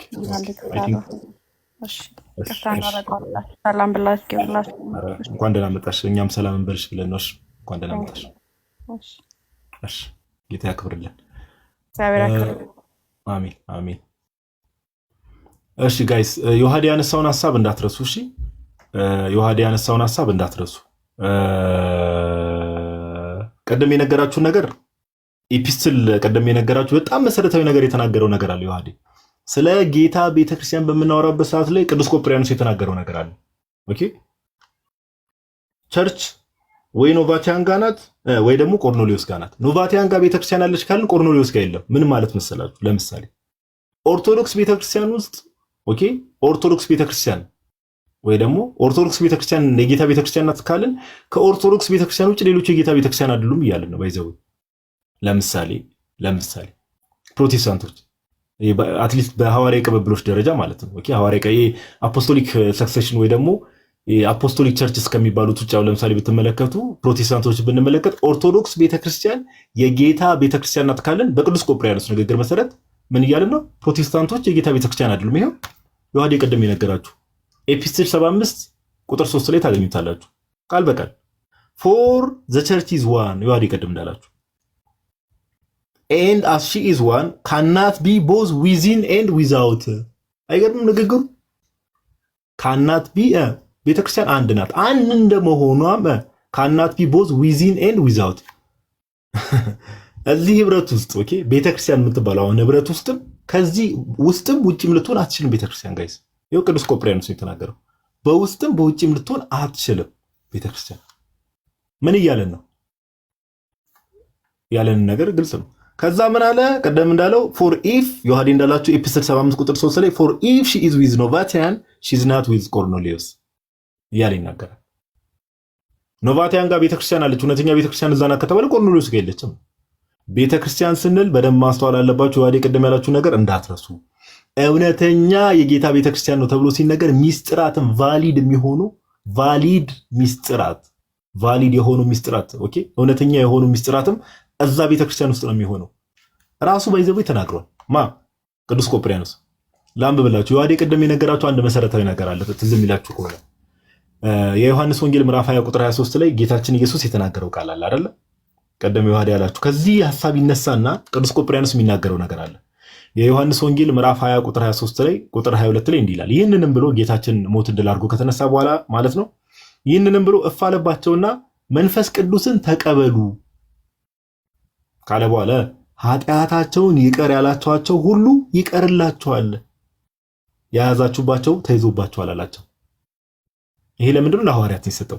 ይሄንን ጥቅስ ይሄን ራሱ ነው የዮሐንስ ወንጌል ምዕራፍ 20 ቁጥር 23ን ይጠቅስና ቅዱስ ቆጵርያኖስ ይሄንንም ማንበብ ለምትፈልጉ ሰዎች ኤፒስትል 74 ቁጥር 16 ላይ እግዚአብሔር ቢረዳና ቢያገዘን ጋይስ ባለፈው የቅድስት ሥላሴ ላይ አሁን በቅርብ ላይ ሆን ይችላል ቅድስት ሥላሴ ላይ እንደዚሁ ከኒቂያ በፊት አለ አይደል የሆነች ማቴሪያል ነገር የአባቶችን በአማርኛም በእንግሊዝኛም እንዳረኩላቸው አለ አይደል ከወንድሞች ጋር ተባብረን ምናምን እግዚአብሔር ቢረዳን ይሄ ሐዋርያዊ ቅብብሎች ላይ ደግሞ አባቶች ያሉትን ነገር እግዚአብሔር ቢረዳን ኦኬ እንደዚሁ እንደባለፈው እንግሊዝኛውን አማርኛውን ጎን ለጎን አድርገን ለእናንተ የምናቀርብ ይሆናል። ባይዘው የኒቂያውን ከኒቂያ በፊት የሥላሴ ትምህርት ወይ ደግሞ የአባቶች ትምህርት የሚለውን አንድ ወንድም በውስጥ አውርቶኝም ሼር አድርጌለት ወደ ኦሮምኛም ተርጉሞት ልኮልኛል። እስቲ ማቴሪያሉን ቼክ ስላላረኩት ነው። እግዚአብሔር ቢረዳን ደግሞ እሱንም አየውና በደንብ ተርጉሞት ከሆነ እንደዚህ ግሩፕ ላይ የምናስቀምጥ ይሆናል። ኦኬ ይሄንንም ደግሞ ሐዋርያዊ ቅብብሎች ላይ አባቶች ምን ነበር እምነታቸው ስለ አንዲቷ ቤተክርስቲያን የሚለውን ነገር እንግሊዝኛ አማርኛ ከተሻለ ደግሞ ወደ ኦሮምኛም ደግሞ ያልኳችሁ ልጅ ጥሩ ተረጓሚ የሚተረጉም ከሆነ ወደዛ እንደዛ እየተረጎምን የዮባ ግሩፕ ላይ ባለፈው እንዳደረግነው የአኪም ግሩፕ ላይ እንደዛ የምናስቀምጥ ይሆናል እንደ እግዚአብሔር ፍቃድ ማለት ነው። ኦኬ ይሄ አሁን ቶሎ ላይ ሆን ይችላል፣ ግን በፕላን ደረጃ እሱ ፕላን አለ እንድታውቁት እና 74ኛ መልእክት ላይ አሁን የምንነግራችሁን ሐሳቦች ማካተታችን ስለማይቀር ነው። ኤፒስትል 74 ላይ ቅዱስ ቆጵርያኖስ በ200 ምናምን ዓመተ ምህረት የነበረ አባት ነው። 74ኛ መልእክቱ ላይ ኤፒስትል 74 ቁጥር 16 ላይ እንዲህ ብሎ ይናገራል። አሁን ዮሐንስ ወንጌል ምዕራፍ 20 ቁጥር 23ን ይጠቅሳል እንዲህ ብሎ ኦኬ and again in the gospel ይልና በወንጌላቱም እንዲህ የሚል ሐሳብ አለ when Christ breathed on the apostles alone ይህንንም ብሎ እፋላቸውና የሚለውን ሐሳብ ማለት ነው። ኦኬ saying receive the holy ghost መንፈስ ቅዱስን ተቀበሉ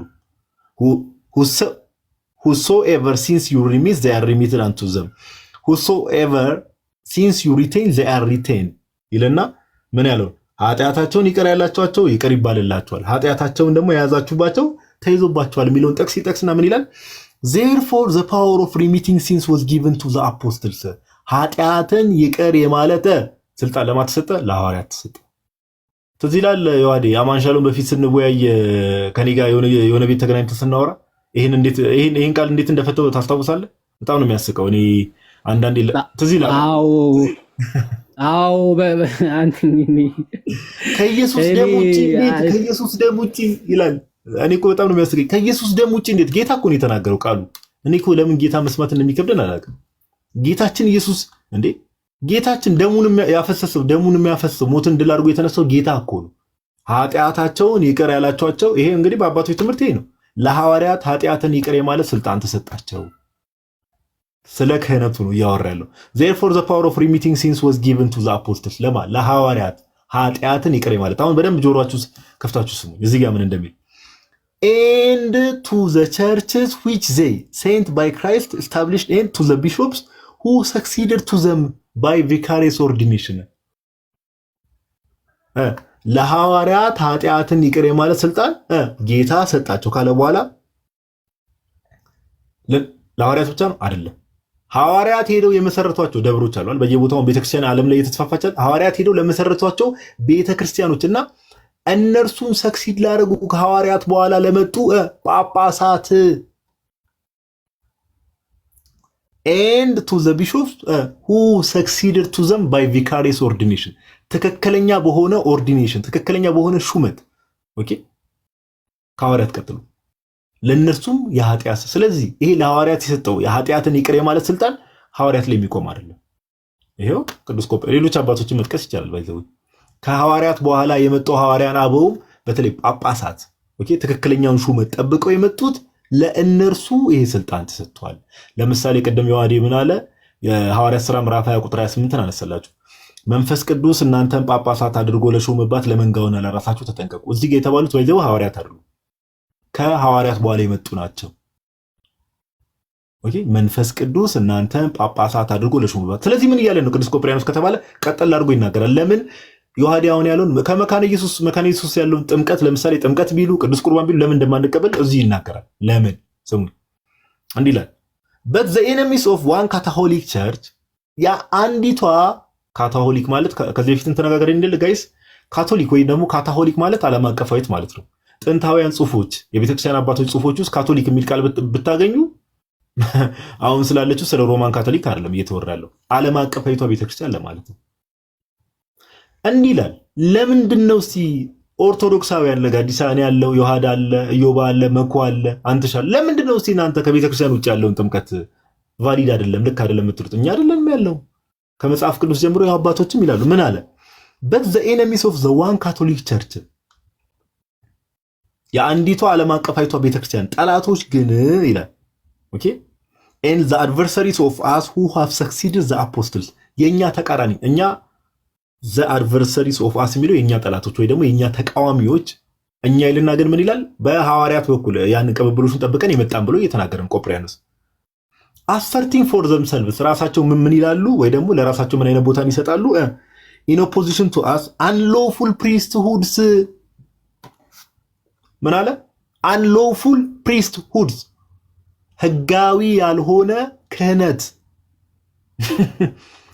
ምን አለ? ህጋዊ ያልሆነ ክህነት ህጋዊ የሆነውን ክህነት ከላይ አስቀምጦታል። ከሐዋርያትን ጌታችን ኢየሱስ መንፈስ ቅዱስን እፍ አለባቸውና ኃጢአታቸውን ይቅር ያላቸውላቸው ይቅር ይባልላቸዋል፣ ኃጢአታቸውን የያዛችሁባቸው ይያዝባቸዋል ካለ በኋላ ይሄ ስልጣን ግን ለሐዋርያት ብቻ ሳይሆን ሐዋርያትን ሰክሲድ ላያደርጉ ከሐዋርያት በኋላ ያንን ስልጣነ ክህነት ጠብቀው ለመጡ በሐዋርያት እየተሾሙ ሐዋርያዊ ቅብብሎሹን ጠብቀው ለሚመጡ ጳጳሳት በሙሉ ይሰራል። ግን ኦርዲኔሽኑ ቫሊድ የሆነ ኦርዲኔሽን መሆን አለበት። እዚህ ጋር ያሉት ምን አላቸው? ምን አላቸው? አንሎፉል ፕሪስቱድስ አንሎፉል በቃ ህጋዊ ያልሆነ ክህነት። ለዚህ ነው ባይዘው እኛ ሁሌ እኮ የምናነሳው ሐሳብ ነው ጋይስ። አሁን እኮ ለዚህ መልስ የሚሰጠን አጥተን ነው እስከዛሬ ድረስ ጮህን እንዳልጮህን ተቆጠርና ለዘማሪ እውነቱን እኮ በእርግጥ ዓላማው ሌላ ቢሆን ይሄን እኮ ነው የምናነሳው። ለምሳሌ ፕሮቴስታንቲዝም ሲነሳ አንሎፉል የሆነ ፕሪስቱድ ነው፣ ህጋዊ ያልሆነ ክህነት ነው። ማን ሾመው? ስንት ጊዜ እኮ ጠየቀን። ሉተር ከቤተክርስቲያን ወጥቶ ሰዎች እንዲሾም ማን ስልጣን ሰጠው? ማን ስልጣን ሰጠው? አንሎፉል እኮ ነው። በቃ ህጋዊ ያልሆነ ክህነት ይሄ ነው። በአባቶቻችን ትምህርት መሰረት ከሐዋርያን አበው ከዛ ጀምሮ በቅብብሎሽ የመጣ መሆን አለበት ነው ፖይንቱ እኮ። ህጋዊ ያልሆነ ክህነት ነው። ህጋዊ ያልሆነ ክህነት ደግሞ ያላቸው ሰዎችን የሚያቋቁሙትን ቦታ ምን ይለዋል ቅዱስ ቆጵርያኖስ? አንሎፉል ፕሪስቱድስ ካለዋል ኤንድ ሴቲንግ አፕ ፕሮፌን አልተርስ። አንዴ ቆይ ትርጉሙን እንዳላበላሸው ፕሮፌን የሚለውን ቃል በቃል ተርጉምላችሁ። ፕሮፌን ይሆን አልተርስ መካነ ኢየሱስ መሰዊያ ያላት ኦር ሌላ ቦታ መሰዊያ ያላቸው ይህን መሰዊያ ምን እንደሚል እስኪ አባቶቻችን ምን እንደሚሉ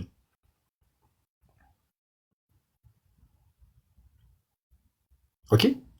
ፕሮፌን ማለት አማርኛው ላይ ቆይ ዋዴ የረከሰ እንደማለት ነው መሰለኛ። አዎ የረከሰ እና ምን ይሏል? ህጋዊ ያልሆነ ክህነት ይልና እዛ ላይ ብቻ ያቆም። ግን የረከሰ መሰዊያ ያለን ቢሉስ ማን ይሰማቸዋል? የረከሰ መሰዊያ ነው። ለዚህ ነው ባይሰው በቃ ይሄ ምንም ይሄ ጆሮ ላለው ሰው መስማት ለሚፈልግ ሰው ግልጽ ነው። በቃ ግልጽ እንዴ ሰው እንዴት ሐዋርያዊ ቅብብሎሽ የሌለበት ቤተክርስቲያን ውስጥ ተቀምጦ እንደው የጌታ ቤተክርስቲያን እንዲህ ነኝ ቅብርጥስ እያለ ራሱን ይሸውዳል? ጋይስ ይሄው ያንን መስመር ይዘህ ካልመጣ ያንን ሐዋርያዊ ቅብብሎሽ ይዘህ ካልመጣ የለህም። በቃ ምንም ወንድም የለም። ይሄው እንዳለው ነው። ቅዱስ ቆጵርያኖስ ምን ይላል? አሁን በዚህ ዘመን ቢኖር ኖሮ እንዴ የጌታ ቤተክርስቲያን ወይ ኦርቶዶክስ ቤተክርስቲያን ውስጥ ነው ያለችው ወይ ደግሞ ፕሮቴስታንት ውስጥ ነው ያለችው።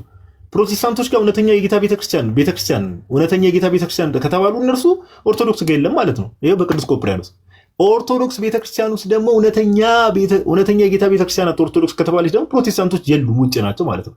በምን ይመዝነዋል? ሐዋርያዊ ቅብብሎሽን ያመጣዋል። ለምሳሌ ዮሐዴ ቅድም ብሏል። ከብፁዕ ወቅዱስ አቡነ ማትያስ ተነስተን ቅዱስ ጴጥሮስ ጋር መሄድ እንችላለን። በቅዱስ ማርቆስ በኩል ዘና ብለን ቅዱስ ጴጥሮስ ጋር ቅዱስ ጴጥሮስ ያንን ኃጢአት ይቅር የማለት ስልጣን ከጌታ ተቀበለ ከሌሎች ሐዋርያት ጋር ሆኖ። ከዛ እሱ ደግሞ በእነ ቅዱስ ማርቆስን ሲሾም እንመለከታለን። ከዛ በኋላ እነ ቅዱስ ማርቆስ ደግሞ በዛ መሰረት የሐዋርያዊ ቅብብሎሽ በስርዓት መጥቶ ዛሬ ብፁዕ ወቅዱስ አቡነ ማትያስ አሉ። ስለዚህ ብፁዕ ወቅዱስ አቡነ ማትያስ ክህነታቸው ቫሊድ ነው። ቫሊድ የሆነ ሐዋርያዊ ክህነት ነው። ቫሊድ የሆነ ሐዋርያዊ ክህነት ነው ብፁዕ ወቅዱስ አቡነ ማትያስ። ስለዚህ ብፁዕ ወቅዱስ አቡነ ማትያስ ሊድ የሚያደርጉት ከዚህ በፊትም ያሉ የቤተክርስቲያኒቷ ፓትሪያርኮች በሙሉ ብፁዕ ወቅዱስ አቡነ ማትያስ ያሉባት ቤተክርስቲያን ውስጥ የሚሰጠው ሚስጥር ትምህርቱም ትክክለኛ መስመሩን ጠብቆ ስለመጣ ጥምቀቱን ቫሊድ ነው። ልጅነትን ያሰጣል፣ የኃጢአት ስርየትን ያሰጣል። ከዚህ ውጭ እስከሆነ የለም። በቃ ጋይስ ሻወር ነው። በቃ እኛ ምን እናድርግ? ሻወር ነው። እግዚአብሔርን ሰው ኢንሰልት ለማድረግ ሰው ለመሳደብ አይደለም። ሻወር ነው። በቃ ሻወር ነው። ኦኬ ቫሊድ የሆነ ኦርዲኔሽን ከሌለ መስመሩን የጠበቀ በስርዓት የተሾመ ከሌለ ቫሊድ የሆነ ሰክሰሽን ቫሊድ የሆነ ክህነት ከሌለ ድረስ ሻወር ነው። በቃ ለዚህ ነው መካነ ኢየሱስ ጥምቀት ያድናል ብለው ያምናሉ። እሰይ እንኳን አሉ።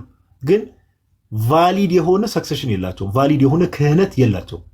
ይቋረጣል። በቃ ወዴት መጨረሻ እስቲ መነሻቸውን አሳዩ ቢባሉ ሉተር ጋር ነው የሚቆሙት። አለቀ። ሰው ነው የጀመረው። ኦኬ ክህነት የሚባለው ነገር ለዛ ነው በፕሮቴስታንቱ ዓለም እንትን የምትባለው ሐሳብ ከቤተክርስቲያን ውጭ ያሉ ሰዎች ሁላችንም ካህንን የምትባለው ሐሳብ ትጫዋለች። ሁላችንም ካህንን ከምን አንጻር እንደተባለ ማወቅ ያስፈልጋል። ኦኬ ይሄን ብዙ ጊዜ መልስ ስለሰጠነበት ማለት ነው።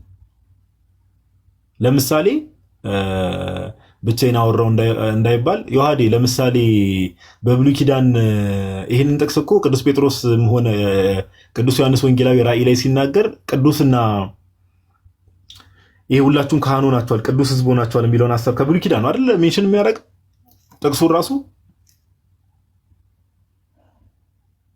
አዎ ከዘጸአት 19 ካልተሳሳትኩኝ ቀጥታ በብሉይ ኪዳን አሁን እንግዲህ ህዝበ እስራኤል ካህን ተብሎ ተጠርቷል።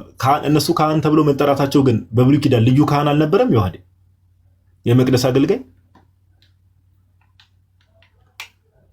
እንደውም ያንን ካልተቀበሉ ምናምን ስላልተቀበሉ እንትና አሉ አይደለ? እኛም አይሁዳ ባይዘው ልክ ይሄን ታሪክ በብሉይ ኪዳንም ተፈጽሟል። ባይዘው ስፔሻል ክህነት የሚባል የለም እኛም ካህናትንን ምናምን ብለው ቤተ መቅደሱን ለማጠን የገቡ ሰዎች ነበሩ። ልክ እንደ ዘመናችን ፕሮቴስታንቶች ማለት እግዚአብሔር ምንድነው የሚያደርጋቸው?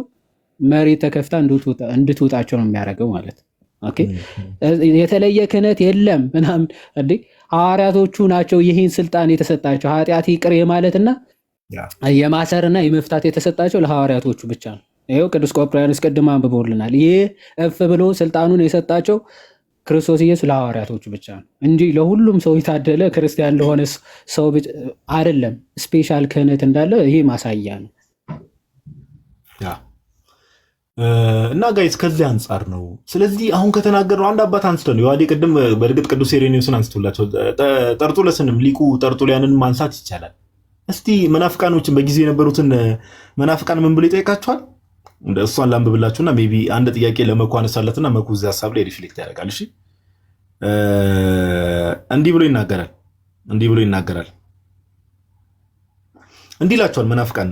አይ ቲንክ ሁለት ማቴሪያሎችን ብታነቡ ፕሪስክሪፕሽን አጌንስት ሄሬቲክስ የሚለው ቻፕተር 32ን ብታነቡ ይህንንም እግዚአብሔር ከረዳን ቅድም ያልኳችሁ ማቴሪያል ላይ ኢንክሉድ ለማድረግ እንሞክራለን። ከዛ ባለፈ ደግሞ እንደዛው ፕሪስክሪፕሽን አጌንስት ሄሬቲክስ ቻፕተር 20 እና ቻፕተር 21ን ብታነቡት እና በዛ ጊዜ ሊቁ ጠርጡለስ በነበረበት ሰዓት ላይ እንግዲህ ምን አይነት ግሩፖች ይነሳሉ? እኛም ያው በቃ ባይዘው በጣም የሚገርሙ ግን ምንፍቅና የሚባለው ነገር በዘመናት ሂደት ውስጥ ብትሉ ራሱን በተወሰነ መልኩ አፕዴት የማድረግ ነገር እንደዚህ አይነት ነገሮች እንጂ የምትመለከቱት ይህ ብዙ ለውጥ የለም። ራሱን በተወሰነ መልኩ አፕዴት ያደርጋል። ቅጅር የማለት ነገር ነው ነገሮች ላይና ሊቁ ጠርጡለስ በነበረበት ዘመን ምን ያደርጋሉ? ጽሁፉን ማየታችሁ ከሆነ ፕሪስክሪፕሽን አጌንስት ሄሬቲክስ ነው የሚለው። ፕሪስክሪፕሽን አሁን ፋርማሲስት ሄዱ ፕሪስክሪፕሽን ይጻፍላቸዋል።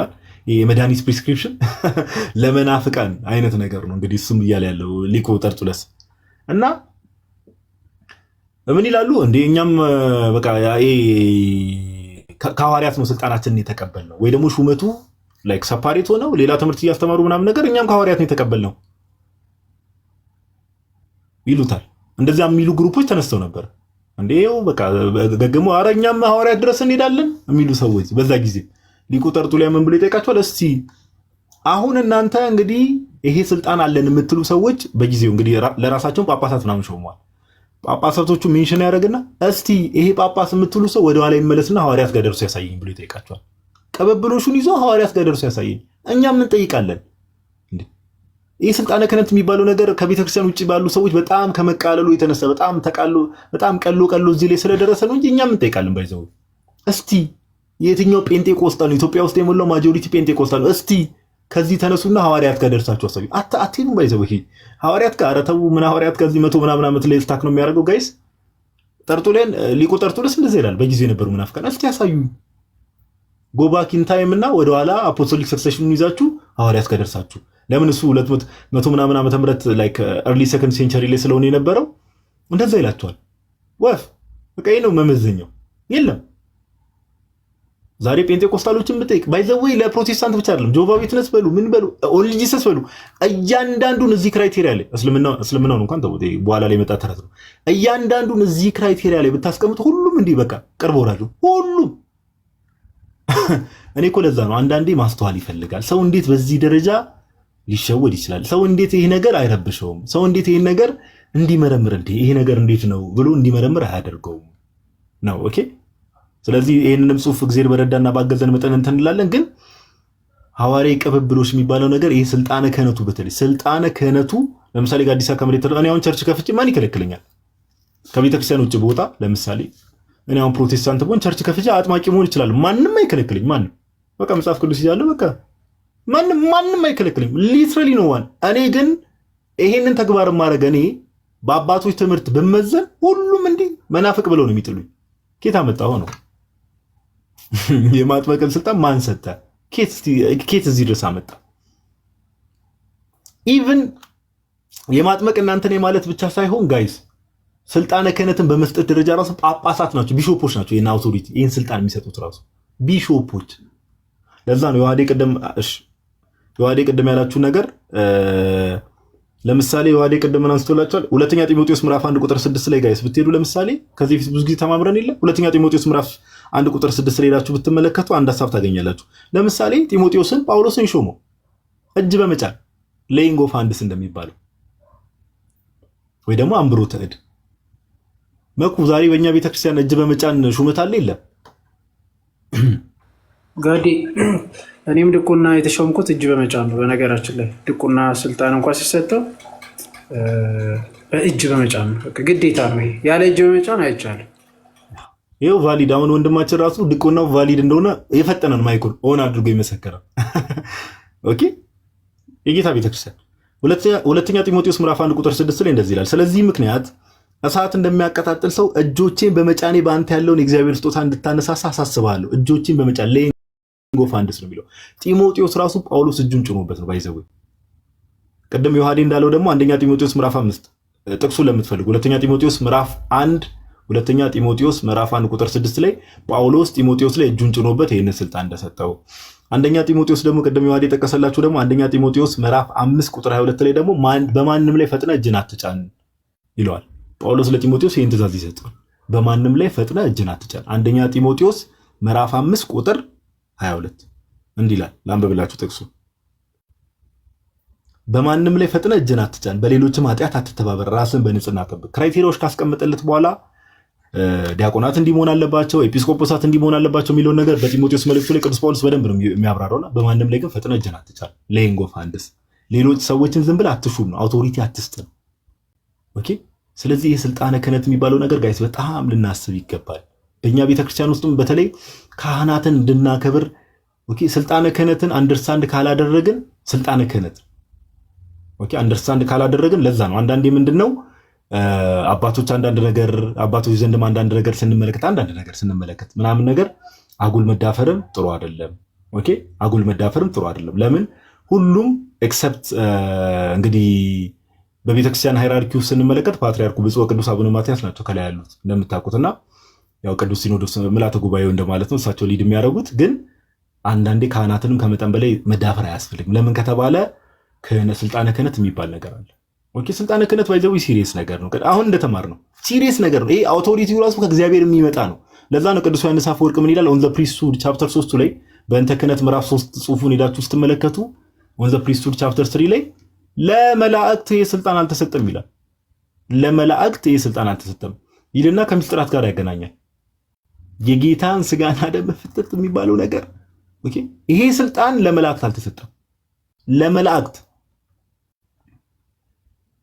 የኛ ቤተክርስቲያን አትገርምም? ግን ይወዲ ቤተክርስቲያናችን ካህናት እጃቸውን ራሱ የጌታን ስጋና ደም የፈተቱበትን አይደል እጃቸውን ሁሉ ያሳልሙናል። እኔ እንደውጪ ቤተክርስቲያንና ለማንኛውም እንዳላረዝሙ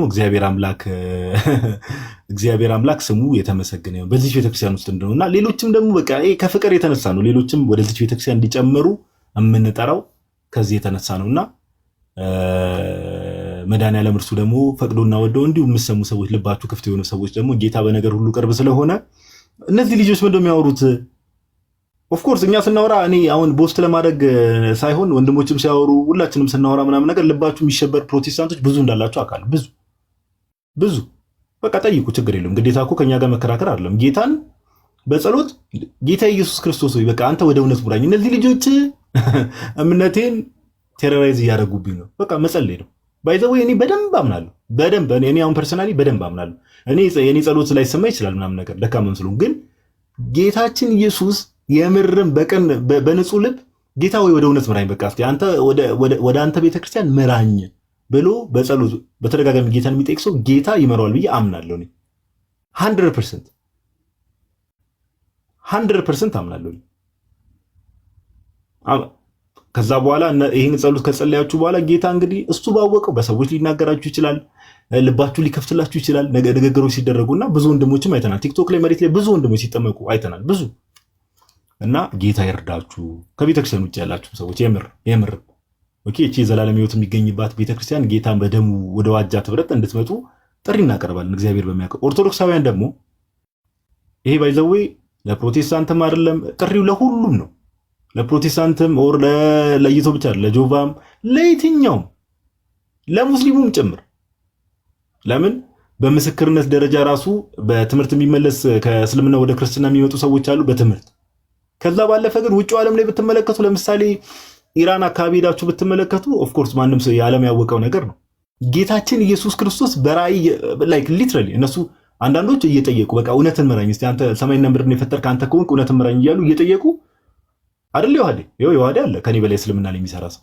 እንደዚህ ሰዎች ጌታ እየተገለጠ በስርዓት ወደ እውነት የሚመራቸው ሰዎች አሉ። ይሄ የታወቀ ፋክት ነው። ቅርብ ጊዜ ስንት ሺህ ሰዎች ናቸው ዮሐዴ ክርስቲያን የሆኑት? እንደውም ጌታ ተገልጦላቸው እየተባለ አይደል? ለብዙ ሰዎች ኢራን ውስጥ አይደል? ዮሐዴ ጋር አልተሳሳትኩም። ኡስታዝ ስልኩ ጋር የለም መሰለኝ። ለማንኛውም ይሄ ነገር ፋክት ነው እና በቅን ልብ ጌታን ሁሌ ግዴታ መጨቃጨቅ አይጠበቅብን። ሁሌ ትምህርት እንማማራለን በፍቅር ምናምን ነገር ከዛ እውነትን ለመግለጥ ነው። ሁሌ ግዴታ መጨቃጨቅ አንተ እንዲህ መጫወቻ ግዴታ አይደለም። ባይዘው ሁሉም ሰው ግዴታ ቴዎሎጂውን አምኖ ምናምን አይደለም ግዴታ ወደ ቤተክርስቲያን የሚመጣው። እግዚአብሔር ደግሞ ሌሎች መንገዶች አሉ እና ልባችንን ክፍት ለማድረግ እንሞክር። እስቲ መሀል ላይ ደግሞ አንድ መዝሙር እንሰማና አንድ ጥያቄ ከመዝሙሩ በኋላ ደግሞ ለመኩ አንድ ጥያቄ ጠይቀውና በዛ መሰረት መኩ ሐሳብ ከሰጠ በኋላ መዝሙራችንን እየሰማን አሁን መዝሙር እንሰማለን። ለመኩ አንድ ሐሳብ ሪፍሌክት እንዲያደርግ አንድ ጥያቄ እንዲጠይቅ አንድ ጥያቄ ላይ ሪፍሌክት እንዲያደርግ እድል ሰጠዋለሁ። ከዛ በኋላ መዝሙራችንን እየሰማን የዛሬው ላይቭ ሴሽን ወደ ማጠቃለል እንሄዳለን ለማለት ያክል ነው እንግዲህ